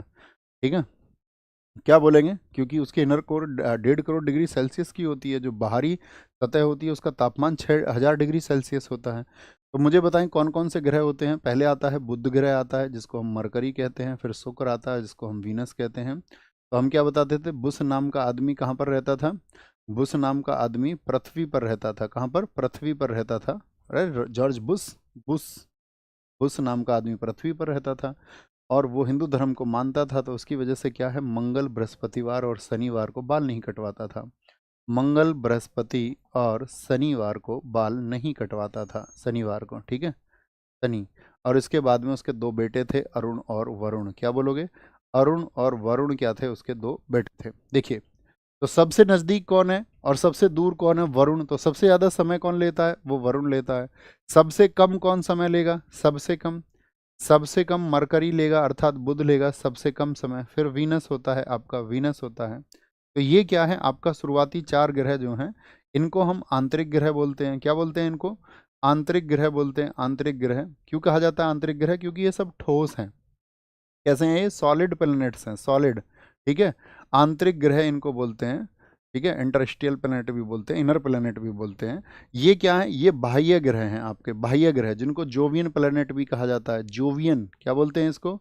बाह्य ग्रह बोल दे या जोवियन प्लैनेट बोल दे। इनके बीच में यहाँ क्या पाए जाते हैं? यहाँ एस्टेरॉइड पाए जाते हैं। इनको बोलते हैं क्षुद्र ग्रह, एस्टेरॉइड्स। क्या पाए जाते हैं यहाँ पर? एस्टेरॉइड्स पाए जाते हैं, क्षुद्र ग्रह पाए जाते हैं। अब या तो ये पूछ ले आंतरिक और बाह्य ग्रह के बीच में, या पूछे क्षुद्र ग्रह कौन से दो के बीच में पाए जाते हैं, तो किन दो के बीच में बोल देंगे? ये भैया आपका क्या बोलेंगे? ये मंगल और बृहस्पति के बीच में। क्योंकि ये सब कैसे हैं? ये सॉलिड हैं, ये सब ठोस होते हैं। लेकिन ये सब कैसे हैं? ये सब जो ग्रह होते हैं ये गैसियस होते हैं, इसीलिए इनको गैसीय ग्रह भी कहा जाता है। क्या बोलते हैं इनको? इनको भैया गैसीय ग्रह भी, यानी कि गैसियस प्लैनेट भी इनको कहा जाता है। तो ये तो सूर्य से दूरी हुई आपका। अगर मैं पूछूं आकार, आकार में क्रम बताना, आकार में पहला कौन सा आएगा? साइज में। तो साइज में सबसे बड़ा कौन सा है? वो फिर जुपिटर है, बृहस्पति है। कौन सा है? बृहस्पति होता है। बृहस्पति के बाद में दूसरा बड़ा कौन सा है? वो शनि है। शनि के बाद में फिर अरुण है।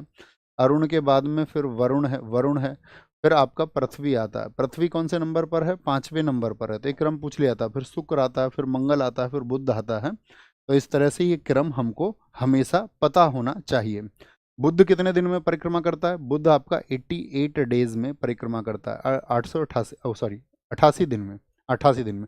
और वरुण को लग जाते हैं भैया 164.8 वर्ष। क्या बोलेंगे? 164.8 वर्ष रह जाते हैं। कौन सा तारा हमारे सौरमंडल में सबसे नजदीक है? सबसे नजदीक है कौन सा है जो सबसे नजदीक होता है? बताएंगे एक बार। सबसे नजदीक तो अफेयर है, अल्फा सेंचुरी, प्रॉक्सिमा सेंचुरी। तो प्रॉक्सिमा सेंचुरी सबसे नजदीक है भैया, सबसे नजदीक है। ठीक है, प्रॉक्सिमा सेंचुरी। अब मुझे बताओ आप, सूर्य क्या है? सूर्य किस में आता है आपका? हमारी मंदाकिनी में आता है। मंदाकिनी में आता है। क्या बोलेंगे? मंदाकिनी का एक तारा है। मंदाकिनी का एक तारा है। कौन है? सूर्य मंदाकिनी का एक तारा है। और जो साथी हमारी मंदाकिनी है, मंदाकिनी वो क्या है? ये आकाश गंगा को बोलते हैं, आकाश गंगा। और हमारी आकाश गंगा जो है वो क्या बोलेंगे इसको? मिल्की वे। क्या बोलेंगे? मिल्की वे। इसका आकार कैसा है ये बताओ। इसका जो आकार है वो कैसा है? तो आकार इसका है क्या बोलेंगे? सर्पिलाकार। कैसा? सर्पिलाकार है इसका। ठीक है, इसका केंद्र बहुत पूछा जाता है। जो हमारी आकाश गंगा मंदाकिनी है, इसका जो केंद्र है, इसका जो सेंटर है वो क्या है? तो इसका सेंटर है गैलेक्टिक बल्ज। क्या बोलेंगे? उसको कहा जाता है गैलेक्टिक बल्ज। क्या बोलते हैं? गैलेक्टिक बल्ज बोलते हैं, गैलेक्टिक बल्ज कहते हैं। ठीक है, ये बात याद रखेंगे। कोई दिक्कत? एक साथी जिक्र आता है पुच्छल तारे का, हेली पुच्छल तारा, वो भी पूछा जाता है। जब तारों का जिक्र आए तो उसको नहीं भूलना है। हेली जो पुच्छल तारा होता है, हेली पुच्छल तारा, ये साथी कब देखा गया था? 1986 में। अब कितने वर्षों के अंतराल के बाद में ये कब दिखेगा? तो आप कहेंगे भैया आफ्टर 76 ईयर्स, यानी कि 2062 में दिखाई देगा। 2062 ही होंगे ना, 76 इसमें जोड़ोगे तो 62 और 10 बात, हाँ 76, 2062 हो जाएगा, 2062। अगर मैं पूछूं कोई भी जो तारा है उसका जो कलर होता है, जो तारों का रंग होता है, वो किस पर निर्भर करता है? तो वो सरफेस टेंशन पर निर्भर करता है, पृष्ठ तनाव पर निर्भर करता है। किस पर निर्भर करता है? पृष्ठ तनाव पर निर्भर करता है। तो जो लाल रंग होगा सरफेस टेंशन पर, लाल रंग होगा, वो होता है बूढ़ा तारा, यानी कि वृद्ध तारा। ये आपका ओल्ड स्टार है, यानी कि इसकी उम्र बहुत हो चुकी है। नारंगी जो होते हैं साथी, वो आपके प्रौढ़ होते हैं, यानी बीच के सी उम्र के। और जो नीले और सफ़ेद रंग के होते हैं, नीले और सफ़ेद रंग के, वो होते हैं एकदम से यंग स्टार, यानी उनको हम बोल सकते हैं युवा तारे। क्या बोलते हैं उनको? युवा तारे, यानी जिनका निर्माण कम ही समय के अंतराल में हुआ है, कम ही समय के अंतराल में हुआ है। निम्न कथनों पर विचार कीजिए और नीचे दिए गए कूट से सही उत्तर चुनिए। सौर मंडल। ठीक है सर, मेरा स्लॉट बुक नहीं हो रहा। बच्चों वीडियो देख लो, वीडियो देख लो, है ना, किस तरह से स्लॉट बुक होगा। नहीं तो किसी की हेल्प ले लो, अपने आसपास आपके साथी होंगे, जानकार होंगे, ऑनलाइन समझ लो उसको जा करके। और नहीं तो एक काम और हो सकता है इसमें, आप मुझे एड्रेस दे दो अपना, ठीक है, लिख करके, और मैं अभी बस पकड़ के आ जाता हूँ और फिर आकर के मैं वहाँ स्लॉट बुक कर दूंगा आपका। आप चिंता ना करें। अबे यार, ये कमेंट में लिखने की बातें होती हैं। सर सबसे बड़ा क्षुद्र ग्रह सेरस है। ये हैं अच्छे बच्चे, वसीम खान जैसे बच्चे, तो जिनको आंसर से मतलब है। क्या क्या लिखते रहते हो? क्या बोलेंगे? निम्नलिखित कथनों पर विचार करें और दिए गए कूट से सही सही उत्तर चुनिए। पृथ्वी के अक्ष के उत्तरी सिरे को उत्तरी ध्रुव बोलते हैं। जो उत्तरी सिरा यानी कि नॉर्दर्न पोल है, ये साउदर्न पोल है, एकदम से ठीक है। 45 डिग्री अंशांश की लंबाई विषुवत रेखा की आधी होती है। विषुवत रेखा कितने डिग्री पर होती है बताना जरा। विषुवत रेखा अंशांश की जो लंबाई होती है वो विषुवत रेखा की आधी होती है। नहीं, विषुवत रेखा की आधी नहीं होती है, आधी की आधी। क्या बोलेंगे? आधी की आधी होती है। क्या बोलेंगे? आपका गलत हो जाएगा। पृथ्वी के अक्ष की जो समांतरता है, इट इज, अक्ष जो है वो समांतरता है, एकदम से सही हो जाएगा। अपसौर अवस्था में पृथ्वी के परिक्रमण की जो गति है, अपसौर में गति तीव्र होती है, धीमी होती है? भैया धीमी गति होती है। अपसौर में यानी कि अपहीलियन में जो होता है, अपहीलियन में जो होता है वो गति धीमी हो जाती है। अपहीलियन यानी कि इसमें क्या होगा? 4 जुलाई को ये स्थिति होती है। और जब पृथ्वी और सूर्य के बीच की दूरी अधिकतम हो, पृथ्वी और सूर्य के बीच की दूरी अधिकतम हो, कितनी हो जाती है? करोड़ किलोमीटर में बताओ। कितने साथी बता सकते हैं बीच की दूरी जो है वो अधिकतम हो जाती है, कितने करोड़ किलोमीटर हो जाती है? 15.2 करोड़ किलोमीटर हो जाती है, 15.2 करोड़ किलोमीटर हो जाती है, 15.2 करोड़, है ना। एक तो अपीलियन होता है, एक साथी उपसौर अवस्था होती है, उपसौर, जिसको पैरीहीलियन कहा जाता है। ये कब होती है? जो पैरीहीलियन होता है, पैरीहीलियन होता है, ये कब होता है बताइए? तो पैरीहीलियन होता है साथी आपका जब 3 जनवरी की स्थिति हो, 3 जनवरी, यानी पृथ्वी और सूर्य एक दूसरे के क्या हो जाते हैं? नजदीक हो जाते हैं। क्या हो जाते हैं? नजदीक हो जाते हैं, पास पास आ जाते हैं, पास पास आ जाते हैं। बहुत बढ़िया, बहुत सही आंसर दिया भैया। 14.7 किलोमीटर हो जाएगी नजदीक में। इसको 152 मिलियन किलोमीटर भी कहा जाता है ना। वेरी गुड, ये हुई ना बात। 152 किलोमीटर होगी, 152 किलोमीटर, और ये कितनी हो जाती है? ये आपका क्या बोलते हैं उसको, 15.2 करोड़ किलोमीटर, ये 14 करोड़ किलोमीटर होती है। ये सूर्य के बारे में इंपॉर्टेंट फैक्ट है, आप पढ़ सकते हैं इनको बड़ी आसानी से। स्क्रीनशॉट लेकर के रख लीजिए, स्क्रीनशॉट लेकर के, ठीक है।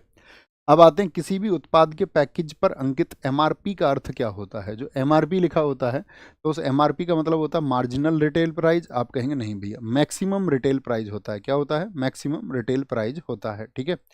और इसी के लिए आया था एमआरपी, क्या बोलेंगे? MRTP act. एमआरपीटीपी एक्ट कब आया था? एमआरटीपी एक्ट आया था 1969 में। एमआरटीपी का जो फुल फॉर्म बता दे वो बेताज बादशाह है। क्या बोलोगे? मोनोपॉलीज, मोनोपॉलीज एंड रेस्ट्रिक्टिव ट्रेड। क्या बोलोगे? And restrictive trade practices. क्या बोलेंगे? क्या बोला मैंने? Restrictive trade practices. क्या बोलेंगे? प्रैक्टिसेस। ये एमआरटीपी का फुल फॉर्म है, ये 1969 में आया था।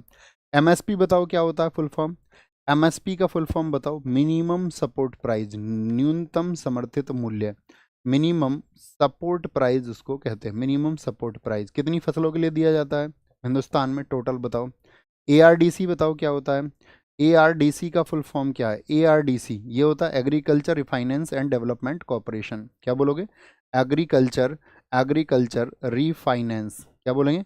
Refinance, sorry, refinance, refinance, refinance and development corporation, development corporation ये होता है आपका। एफडीआई का फुल फॉर्म बताओ मुझे फटाफट से। एफडीआई का क्या होता है? एफडीआई, तो एफडीआई क्या होता है? फॉरेन डायरेक्ट इन्वेस्टमेंट, प्रत्यक्ष विदेशी निवेश। क्या बोलेंगे? Foreign direct investment, foreign direct investment होता है। क्या होता है? फॉरेन डायरेक्ट इन्वेस्टमेंट होता है। एफडीआई होता है, क्या होता है? एफडीआई होता है। एनडीपी, एनडीपी बताओ। नेट डोमेस्टिक प्रोडक्ट होता है। क्या होता है? Net domestic, net domestic product होता है, नेट डोमेस्टिक प्रोडक्ट होता है। NDP, NDP, GVA, GVA gross value added होता है। क्या बोलेंगे? ग्रॉस वैल्यू एडेड होता है, ग्रॉस वैल्यू एडेड होता है, एडेड होता है। डीपीएपी क्या होता है? डीपीएपी, डीपीएपी होता है ड्राउट प्रोन एरिया प्रोग्राम, जो सूखा क्षेत्रों के लिए, प्रवण सूखा क्षेत्रों के लिए होता है। ड्राउट ड्राउट पी से prone, sorry, drought prone prone area, proud area programme. क्या बोलेंगे? प्रोग्राम। इससे क्वेश्चन भी पूछा जाता है, इसको बोलते हैं आपका सूखा प्रवण क्षेत्र का कार्यक्रम। सूखा प्रवण क्षेत्र कार्यक्रम देश में कब शुरू हुआ था? तो जो चौथी पंचवर्षीय योजना थी 1973-74 में ये शुरू हुआ था, सूखा प्रवण क्षेत्र प्रोग्राम। क्या बोलेंगे? क्या बोलेंगे? सूखा प्रवण क्षेत्र प्रोग्राम। आगे आएंगे।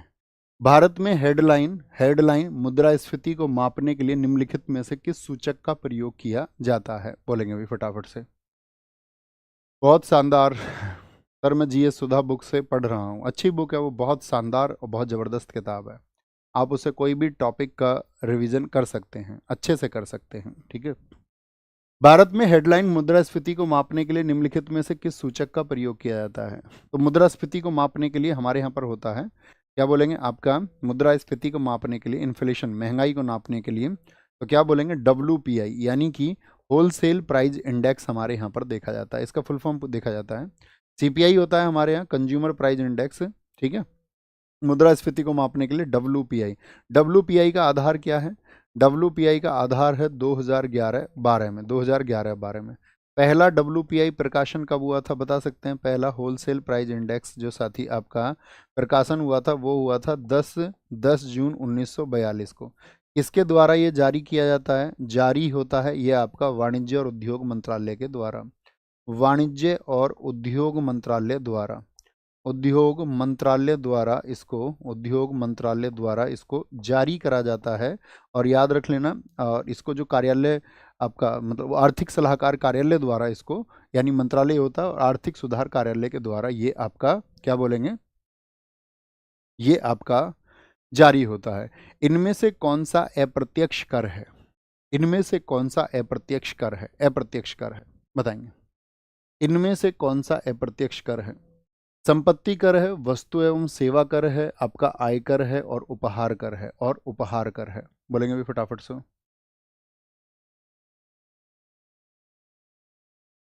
सारे लोग बोलेंगे, सारे लोग फटाफट से आंसर है, सब लोगों का आंसर आए।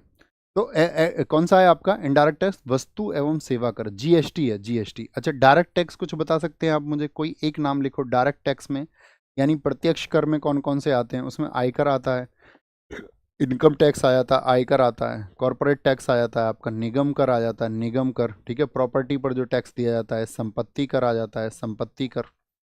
कौन सा आ जाता है? संपत्ति कर। एक टीडीएस होता है आपका, टीडीएस का फुल फॉर्म कौन लिखेगा? Tax deduction. आपका टीडीएस का फुल फॉर्म मुझे लिखो फटाफट से एक बार। ये डायरेक्ट टैक्स होते हैं। अगर मैं इनडायरेक्ट टैक्स की बात करूं, यानी अप्रत्यक्ष करों की मैं बात करता हूं, तो अप्रत्यक्ष करों के अंतर में आते हैं आपका वैट हो गया, वैल्यू एडेड टैक्स होता है आपका। सिगरेट और शराब आदि पर, सिगरेट और शराब आदि पर जो भी टैक्स लगते हैं आपका, जो सीमा शुल्क लगता है, जो सीमा शुल्क बॉर्डर टैक्स लगता है, या फिर आपका जो अब उत्पाद शुल्क लगता है, प्रोडक्ट पर एक्साइज आपका, जो आपका उत्पाद शुल्क लगता है, ये सब इनडायरेक्ट टैक्स है, इनडायरेक्ट टैक्स है। क्या आप मुझे बता सकते हैं हमारे देश में जो साथी आपका जीएसटी आया था वो किस वर्ष में आया था? ट्रांजैक्शन डिडक्शन टैक्स नहीं, वो टीडीएस अलग है। बोलेंगे भी फटाफट से, सारे लोगों का आंसर आना चाहिए। जीएसटी हमारे यहाँ पर जो लागू हुआ साथी आपका, वो लागू हुआ 1 जुलाई 2017 को। क्या बोलेंगे? 1 जुलाई 2017 को ये लागू हुआ था। लोकसभा में ये कब पेश हुआ था? लोकसभा में ये पेश हुआ था आपका, याद रख लेना, क्या बोलेंगे आपका, 29 मार्च 2017 को, 29 मार्च 2017 को। नारा क्या दिया गया था इसमें? फटाफट से बोलें। नारा, नारा दिया गया वन नेशन वन टैक्स। क्या बोलेंगे? वन नेशन वन टैक्स का नारा दिया गया। वन नेशन, कौन कौन सी दर है इसमें? तो दर इसमें आपका 0%, ठीक है, 5%, 5%, 12%, 18% और 28%। ये कैसी दरें हैं? ये पुरानी दरें हैं। नई दरें कौन कौन सी कर दी गई हैं? बोलेंगे भाई फटाफट से। पुरानी दर ये है आपका, और नई दर आपको बतानी है। ये सब पुरानी दरें हैं। जीएसटी का जो गठन किया गया वो किया गया है आर्टिकल 279 ए का सबसेक्शन 1 है, ठीक है। और जीएसटी को जो कानून बनाने की शक्ति दी गई है, जीएसटी को कानून बनाने की शक्ति, कानून बनाने की जो शक्ति दी गई है, इसको जो पावर दी गई है आपका कि ही कैन मेक लॉज, वो दी गई है 246 से। किससे? आर्टिकल 246 ए। क्या बोलोगे? आर्टिकल 246 ए। अच्छा, मुझे बताओ जो जीएसटी होती है उसमें कौन कौन शामिल होता है जीएसटी काउंसिल में? अगर हम पूछे आपसे, आपको पता होना चाहिए जीएसटी में साथी आपका, जब ये पहले तो मुझे चलो ये बताओ, जब जीएसटी लागू हुई थी उस समय पर वित्त मंत्री कौन थे? जीएसटी काउंसिल के तो अध्यक्ष होते ही हैं वित्त मंत्री, लेकिन जीएसटी लागू होते समय जो वित्त मंत्री थे वो कौन थे? अरुण जेटली थे। कौन थे? अरुण जेटली। पीएम कौन थे देश में? आपका नरेंद्र मोदी जी थे। कौन थे? नरेंद्र मोदी जी थे, ठीक है, नरेंद्र मोदी देश के प्रधानमंत्री थे। और आपका मुझे बताओ राष्ट्रपति कौन थे? राष्ट्रपति कौन थे? तो राष्ट्रपति थे प्रणब मुखर्जी। क्या बोलोगे? प्रणब मुखर्जी थे, ये पूछे जाते हैं। प्रणब मुखर्जी थे, प्रणब मुखर्जी। आरबीआई के गवर्नर आपको बताने हैं। आरबीआई के गवर्नर कौन थे? तो आरबीआई के गवर्नर थे उर्जित पटेल। क्या बोलोगे? 2016 से 2018 तक रहे थे। इनकी बुक थी ओवरड्राफ्ट। उर्जित पटेल। जीएसटी परिषद की पहली बैठक कब हुई थी ये आपको बताना है, ठीक है। जीएसटी परिषद की पहली बैठक, बोलो भाई फटाफट से। जीएसटी परिषद होती है, जीएसटी काउंसिल होती है जिसमें 33 सदस्य होते हैं। जीएसटी परिषद की जो पहली बैठक हुई थी जो पहली बैठक हुई वो किस डेट को हुई थी, ये आप लोगों को बताना है। तो पहली बैठक हुई थी 22 सितंबर 2016 को। कब? 22 सितंबर 2016 को हुई थी, 2016 को। और अभी नई दिल्ली में आपको पता होना चाहिए 2025 में ही 56वीं बैठक हुई है, 56वीं बैठक जीएसटी परिषद की। भारत सरकार के किस मंत्रालय ने वस्तु एवं सेवा कर जीएसटी अधिनियम 2017 का प्रकाशन किया है? 2017 का प्रकाशन किया है, बोलेंगे वस्तु एवं सेवा कर अधिनियम 2017 का। प्रधानमंत्री कार्यालय ने, कॉरपोरेट कार्य मंत्रालय ने, कानून और न्याय मंत्रालय ने, और वित्त मंत्रालय के द्वारा। कानून और न्याय मंत्रालय के द्वारा। क्या बोलेंगे? कानून और न्याय मंत्रालय के द्वारा। और ये प्रकाशन हुआ था आपका कब? 12 अप्रैल 2017 को। क्या बोलेंगे? 12 अप्रैल 2017 को। जीएसटी जो साथी आपका कानून पारित हुआ, जीएसटी कानून जो पारित हुआ था, जीएसटी कानून पारित हुआ आपका 101वें संविधान संशोधन, 101वें संविधान संशोधन 2016 के द्वारा। ठीक है, 101वां संविधान संशोधन कहो या 122वां ये आपका बिल आया था। ठीक है, 122वां आपका बिल आया था। ठीक है, जीएसटी परिषद में कितने सदस्य होते हैं? अभी मैंने आपसे पूछा था, बोलेंगे भी फटाफट से। जीएसटी परिषद में जीएसटी परिषद में कितने सदस्य होते हैं? जीएसटी परिषद में आपका 33 सदस्य होते हैं। कितने होते हैं? 33 सदस्य होते हैं। 33 सदस्य होते हैं। 33 सदस्य होते हैं, जिसमें 31 होते हैं आपका राज्य से, 31 होते हैं राज्य से, 2 केंद्र से, 2 केंद्र से। ठीक है, 2 केंद्र से। और यहाँ पर पूछें जीएसटी परिषद के जो अध्यक्ष होते हैं, जीएसटी परिषद के जो अध्यक्ष होते हैं वो कौन होते हैं? जीएसटी परिषद के अध्यक्ष होते हैं आपका वित्त मंत्री। वित्त मंत्री होते हैं, वित्त मंत्री होते हैं, वित्त मंत्री होते हैं। मुझे बताओ यहाँ पर फटाफट से, जीएसटी के लिए जो सिफारिश की थी वो किस समिति ने की थी? उस समिति का नाम सोचिए। जीएसटी सिफारिश करने वाली जो समिति थी वो कौन सी थी? तो उस समिति का नाम है आपका विजय केलकर। क्या बोलोगे? विजय केलकर, विजय केलकर, विजय केलकर, विजय केलकर आपका। और इसमें जो प्रारूप समिति के प्रथम अध्यक्ष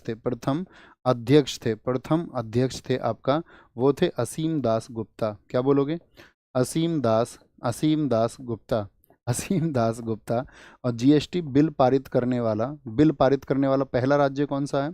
बिल पारित करने वाला जो पहला राज्य है, बिल पारित जिसने किया वो पहला राज्य कौन सा था? तो बिल पारित करने वाला वो असम है। लेकिन लागू करने वाला पहला राज्य कौन सा था? लागू करने वाला पहला राज्य बताओ। जीएसटी को लागू करने वाला पहला राज्य कौन सा था?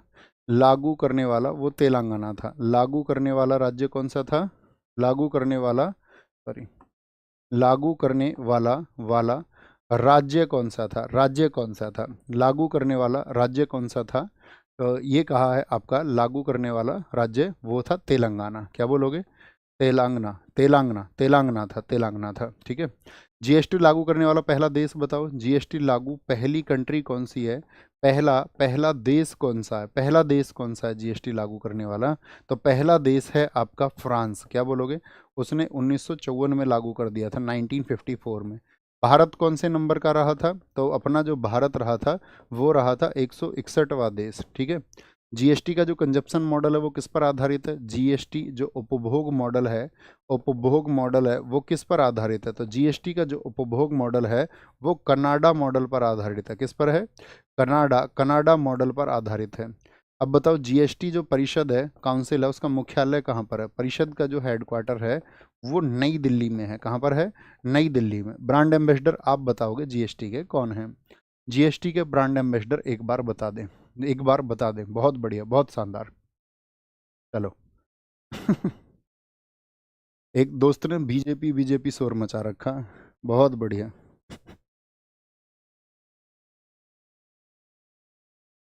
बताएंगे जी। एक समतल दर्पण द्वारा बनाई गई छवि की विशेषताएं क्या होती हैं? समतल दर्पण द्वारा बनाई गई छवि की विशेषताएं क्या होती हैं? सारे लोगों का आंसर आए।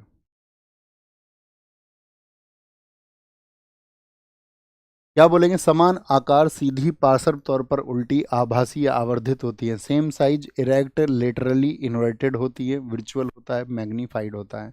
एकदम से ठीक हो जाएगा, समतल दर्पण द्वारा बनाई गई इमेज होती हैं, ठीक है।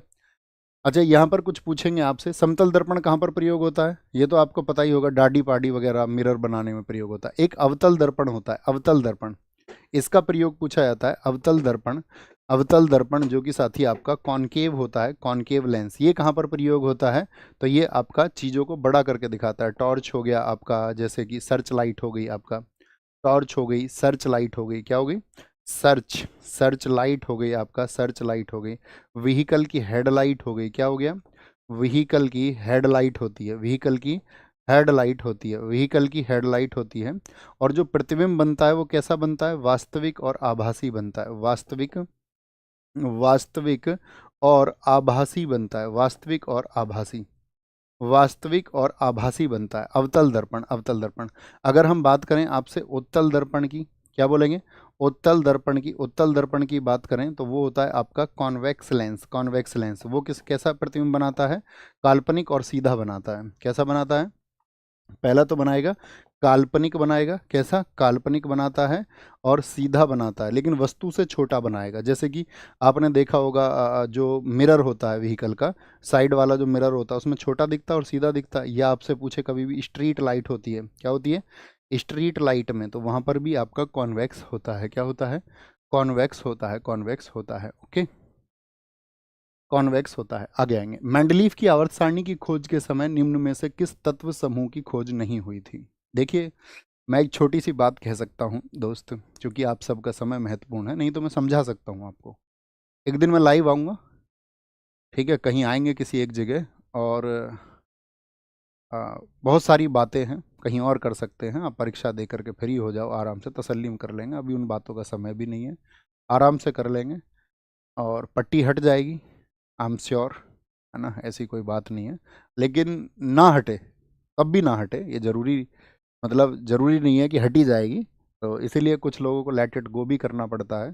ठीक है, आप जो सोचते हैं वो मुझसे ज़्यादा बेहतर आप सोच सकते हैं, ये मैं मानता हूँ, क्योंकि हम और आप एक दूसरे से मिले नहीं हैं। अभी मुझे नहीं पता आप किस थॉट प्रोसेस के व्यक्ति हैं, शायद आपको भी नहीं पता होगा मैं किस थॉट प्रोसेस का व्यक्ति हूँ। तो मैं ये मान लेता हूँ, इससे बेहतर यही है कि आप ज़्यादा बेहतर हैं, और इससे ज़्यादा कुछ नहीं कर सकता मैं आपके लिए।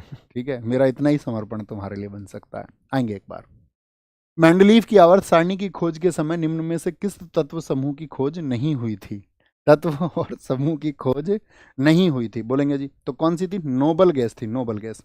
आपको पता होना चाहिए मेंडलीव की जो आवर्त सारणी आई थी, बोलेंगे भाई फटाफट से, वो कब आई थी, बोलेंगे भाई फटाफट से, मेंडलीव की जो आवर्त सारणी है वो कब आई थी, तो क्या बोलेंगे आपका, सॉरी मैंने क्या कुछ गलत लिख दिया पीछे, कुछ गलत लिख दिया कम ने, काल्पनिक बनेगा वहाँ पर वास्तविक, सॉरी, अवतल दर्पण में हमने बोला वास्तविक और उल्टा बनता, आभासी मतलब वो वास्तविक प्रतिबिंब नहीं बनेगा, उल्टा बन जाएगा, उल्टा लिखना है इसको, उल्टा, ठीक है, नहीं तो दोनों तो एकदम विरोधाभासी बातें हो जाएंगी। तो आवर्त सारणी इसकी 1869 की है, कब की है, 1869 में। लेकिन कभी भी पूछे भैया इसको पब्लिश कब किया था, इसका प्रकाशन कब हुआ था, इसका प्रकाशन हुआ था आपका, जो इसका पब्लिश इसको किया गया था 1872 में। इसमें कितने तत्व बताए थे मेंडलीफ में, टोटल एलिमेंट कितने आए थे इसमें, इसमें तत्व थे आपका, इसमें तत्व थे आपका 63 तत्वों के बारे में बताया था, 63 तत्वों के बारे में बताया था, ठीक है, 63 तत्वों के बारे में। लेकिन आधुनिक आवर्त सारणी किस वर्ष में आई, मौजले की जो आवर्त सारणी है, मैंने कल भी आपको बताया था, मौजले की आवर्त सारणी वो 1913 में प्रकाशित हुई, 1913 में वो आपका पब्लिश हुई थी, 1913 में पब्लिश हुई, ये बात याद रख लेना। कितने आवर्त होते हैं आवर्त सारणी में, 7 आवर्त होते हैं, समूह 18 होते हैं, 18वां समूह ही उत्कृष्ट गैसें होता है। याद है नोबल गैस किनको बोलते हैं, जो जीरो गैस होती हैं, जीरो गैस होती हैं, जिनमें आपका जीरो वैलेंसी होती है। इसमें आपका कौन आता है, हेमा, नीना और करीना के एक्शन है रंगीन, क्या बोलेंगे इसमें, हीलियम आ जाती है, नियॉन आ जाती है, आर्गन आ जाती है, क्रिप्टॉन आ जाती है, जेनॉन आ जाती है और रेडॉन आ जाती है। ये सब जीरो गैसेस हैं, इन्हीं को हम नोबेल गैसेस बोलते हैं दोस्त, क्या बोलते हैं, नोबेल गैसेस बोलते हैं, उत्कृष्ट गैसें बोलते हैं, ठीक है। मेंडलीव की आवर्त सारणी, और मैंने एक चीज़ और बताई थी आपको, मेंडलीव की आवर्त सारणी में आधार क्या था, तो वो किस पर थी आधारित, आपका परमाणु भार पर। और मोजले की जो आवर्त सारणी थी वो किस पर आधारित थी दोस्त, वो परमाणु क्रमांक पर आधारित थी, ठीक है, परमाणु क्रमांक पर। प्राणी वर्गीकरण का पदानुक्रम निम्न में से कौन है, बोलेंगे भाई, प्राणी वर्गीकरण का पदानुक्रम निम्न में से कौन है, निम्न में से कौन है। बोलेंगे, देखो मतलब आप अपने पैमाने से देखिए, मुझे मेरे पैमाने से मैं देख रहा हूँ, और मैं ये उम्मीद कर सकता हूँ कि आप एटलीस्ट जो लोग मुझे जानते होंगे, उनसे ये विश्वास की उम्मीद मैं कर सकता हूँ कि मैं कुछ गलत नहीं कर सकता कभी। ना मैंने किया है और ना मैं भविष्य में कर सकता हूँ। और जब कोई व्यक्ति कुछ गलत नहीं कर सकता और उसके इरादे अगर सही हों, तो वो शायद बहुत सोच समझ के अपने निर्णय को ले रहा होगा। किसी बदलाव के लिए उसने वो निर्णय लिया होगा। तो इतना भर विश्वास तो मुझे तुम्हारा चाहिए होगा। बेशक से मैं ये नहीं कह रहा हूँ किसी और बात की कि हाँ, ये पर्सन कुछ गलत नहीं करेगा। तो उतना भर विश्वास मेरे लिए काफ़ी है, और बाकी किसी चीज़ की आवश्यकता नहीं है ना। बस इतने भर विश्वास से काम चल जाएगा, बाकी कुछ नहीं है। बाकी आप दुनिया में अगर ये बोलोगे कि कौन पार्टी सही है कौन पार्टी गलत है, तो फिर आपको विचार करना पड़ेगा, फिर उसके लिए आपको अध्ययन करना पड़ेगा। और आपका अध्ययन और विचार सही होंगे तो फिर आपको इस देश में गोधरा कांड भी पढ़ना पड़ेगा, बहुत अच्छे से पढ़ना पड़ेगा। फिर आपको राम मंदिर का पूरा इतिहास पता होना चाहिए, है ना। फिर आपको जो इस देश में राज्यों में जो गैंगस्टर्स हैं उनके बारे में पता होना चाहिए, कौन गैंगस्टर्स अभी फ़िलहाल वर्तमान में किस पार्टी में हैं। जब किसी पार्टी की सरकार होती है, तो उस सरकार की पनाह लेने के लिए बहुत सारे गैंगस्टर्स उसमें शामिल हो जाते हैं। वर्तमान में जिन पार्टियों की सरकार है वहाँ पर सब लोग तरह के लोग शामिल हैं।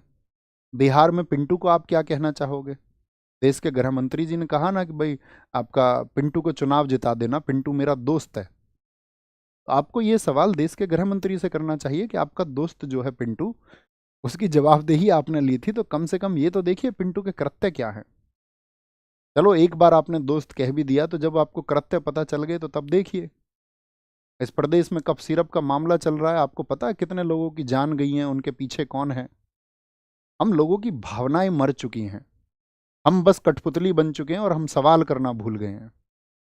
और हमको लगता है, मैं ये कहता हूं कि इस देश का जो जागरूक वर्ग है, जो बौद्धिक वर्ग है, उसे हमेशा सत्ता के या विपक्ष के गलत चीज़ों के हमेशा विरोध में रहना चाहिए। उसे बोलना चाहिए कि हाँ, यहाँ पर यह गलत हो रहा है। और जब मैं तो कहता हूँ कि कभी किन्हीं और की सरकारें हो, तो तब आपको विपक्ष में हो जाना है, तब शायद सत्ताएं सही काम करती हैं। ये एक जागरूक वर्ग का काम है। और यदि हम जागरूक भी नहीं हो सकते और हम चीज़ों के बारे में कुछ जानना भी नहीं चाहते, बस ये है कि हम तो एक प्रेजुडाइज के शिकार हैं, एक पूर्वाग्रह के शिकार हैं, तो मेरे दोस्त, ना तो मैं कुछ कर सकता हूँ, ना इस दुनिया में कोई कुछ और कर सकता है। बहुत सारे लोगों ने बहुत कुछ अच्छा इस दुनिया में करना चाहा था, उन्होंने कुछ सोचा था, कुछ योजनाएं बनाई थी, लेकिन लोग नहीं चाहते कि वो अच्छा करें। ठीक है, तो वो अच्छा हो भी नहीं पाता, क्योंकि जिसको गंदगी पसंद है वो स्वच्छता के मायने नहीं समझ सकता, और जो स्वच्छता के मायने समझता है वो गंदगी को हटा ही देता है। ठीक है, ये हम सब पर लागू होता है, पूरे देशवासियों पर। आएंगे आगे। प्राणी वर्गीकरण का पदानुक्रमक निम्नलिखित में से कौन है? बताएंगे।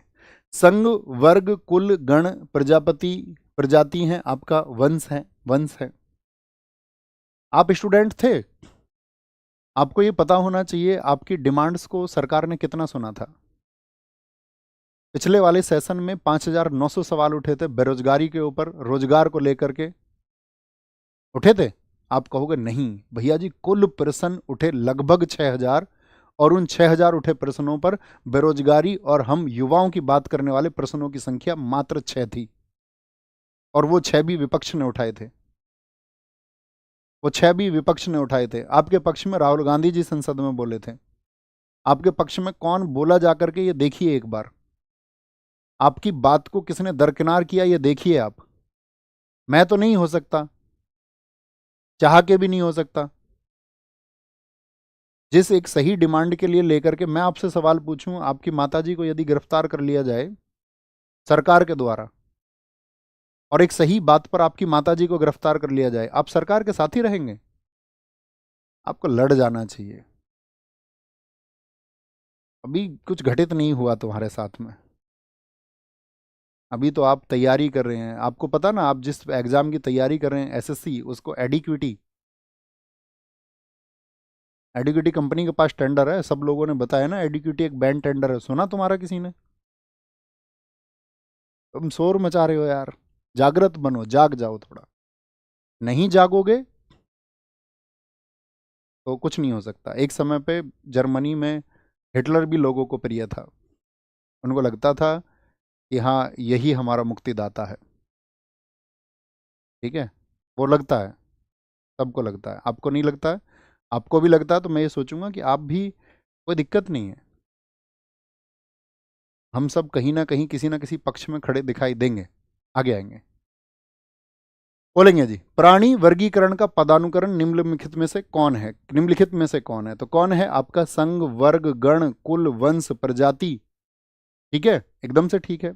अच्छा, एक बात जानते हैं आप, आर एच विटकर एक व्यक्ति थे जिन्होंने आपका वर्गीकरण किया था। कितने जगत में वर्गीकरण किया था आर एच विटकर ने? संख्या बताएं, सारे लोगों की तरफ से आंसर आना चाहिए।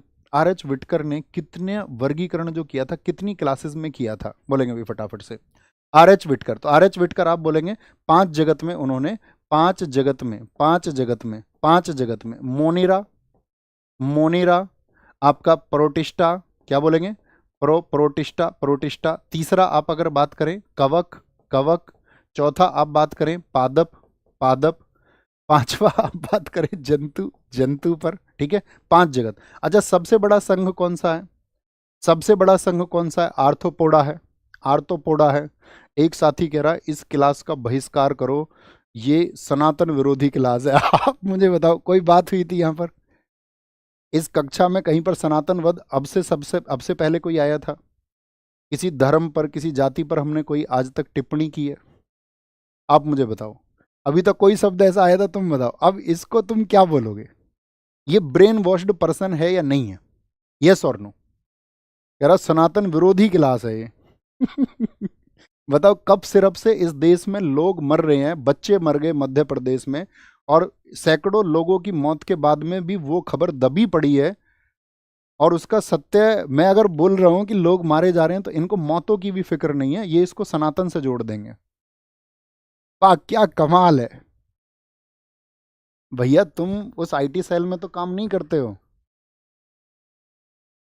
जिसको कुछ पैसे जाते हैं, चंद, जो चंद पैसों में अपना जमीर बेच देता हो। तो बाहर निकलिए, स्वतंत्र बनिए, आजाद बनिए। मारे जाओगे लेकिन स्वतंत्र जियोगे। ठीक ही है थोड़ा। बोले भैया, पाचन तंत्र के चरणों का निम्नलिखित में से कौन सा अनुक्रम सही है? यज्ञ करने लग जाऊं क्या मैं ट्रम्प के नाम पर इस देश में? हैं, क्या चाहते हो? जब ट्रम्प आए थे तो इस देश में यज्ञ हुए थे, नहीं हुए थे? बताओ, तुम क्या जानते हो? ये सारे जितने लोग हैं, इन्होंने ट्रम्प के नाम पर यज्ञ किया था या नहीं किया था? बताओ। आप गाली दे रहे हैं ट्रम्प को? यार मेरी समझ से बाहर है, कोई तो मुझे समझाए। पाचन तंत्र के चरणों का निम्नलिखित में से कौन सा अनुक्रम सही होगा? ये लोग मानसिक गुलाम हो चुके हैं, गुलामी ऐसे ही छाती है पहले, धीरे धीरे। अंतःग्रहण पहले होगा, इंजेक्शन, फिर पाचन होगा, फिर अवशोषण होगा, फिर उत्सर्जन होगा। ठीक है, तो यही सही क्रम हो जाएगा, यही श्रम क्रम हो जाएगा। मुझे बताओ, कार्बोहाइड्रेट और प्रोटीन का, मैंने अतिरिक्त आपके बातों में 2-3 मिनट ले लिए होंगे, उसके लिए माफ़ी चाहता हूँ। कार्बोहाइड्रेट प्लस जो प्रोटीन होता है, लेकिन किसी ने कहा है एक अध्यापक का कार्य है इस देश को एक सही दिशा दिखाना, वो दिखाने का हम प्रयास कर रहे हैं। छोटी आंत्र, कार्बोहाइड्रेट और प्रोटीन और वसा, इन सब का पाचन कहाँ पर होता है? इस सब का पाचन कहाँ पर होता है? वो छोटी आंत में होता है। ठीक है, और देखिए, मैं वो छोटी सी चीज़ कहूँगा कि हम सबको सवाल पूछने का हक है, और आपको सवाल सत्ता से पूछना चाहिए। सत्ता में कोई भी हो, कल कोई और सत्ता में होगा तो भी सवाल आपको पूछना चाहिए। लेकिन आप ये चाहते हैं नहीं, किसी एक शब्द की आड़ और आट लेकर के इस देश के सूचकांकों को आप पढ़िए। भ्रष्टाचार आपने पढ़ा होगा, आप तो कॉम्पिटिटिव एग्जाम के साथी हैं, 96वें स्थान पर आ चुका है। क्यों है? बेरोजगारी अपने निम्नतम स्तर पर क्यों है? महंगाई क्यों है? जो आपसे वादे किए गए थे, अभी आपने जीएसटी का क्वेश्चन पूछा, जिस जीएसटी का विरोध एक गवर्नमेंट करती थी, फिर लागू किया, देश ने प्यार दिया, हम सब ने प्यार दिया है। कौन है आप में से जिसने प्यार नहीं दिया? सरकारें क्यों रहती हैं देश में? लोगों के प्यार, जनता के विश्वास की वजह से रहती है। तो उस जनता का विश्वास क्यों डगमगाया? क्यों कोई उत्तर देने को तैयार नहीं है? बात सिर्फ ये है। और हम स्टूडेंट पक्ष को लीड कर रहे थे, तो उन सब चीज़ों में सुधार क्यों नहीं है? आप बताओ ना मुझे। Okay, bye bye, take care. Class ख़त्म हो चुकी है, आप लोग जा सकते हैं। Thank you. जय हिंद, जय भारत। बस छोटी सी शायरी सुन के जाएं कि धन दौलत की बात छोड़ तू मेरी कमाई देख। धन दौलत की बात छोड़ तू मेरी कमाई देख, मैंने कस ली है कमर तू मेरी अंगड़ाई देख। और मैं अपनी जीत का दावा नहीं करता, और मैं अपनी जीत का दावा नहीं करता, अगर तू देख सकता है तो मेरी लड़ाई देख। और ख्याल रखिए अपना बहुत सारा। जय हिंद, जय भारत, नमस्ते, टेक केयर, नमस्ते, बाय बाय।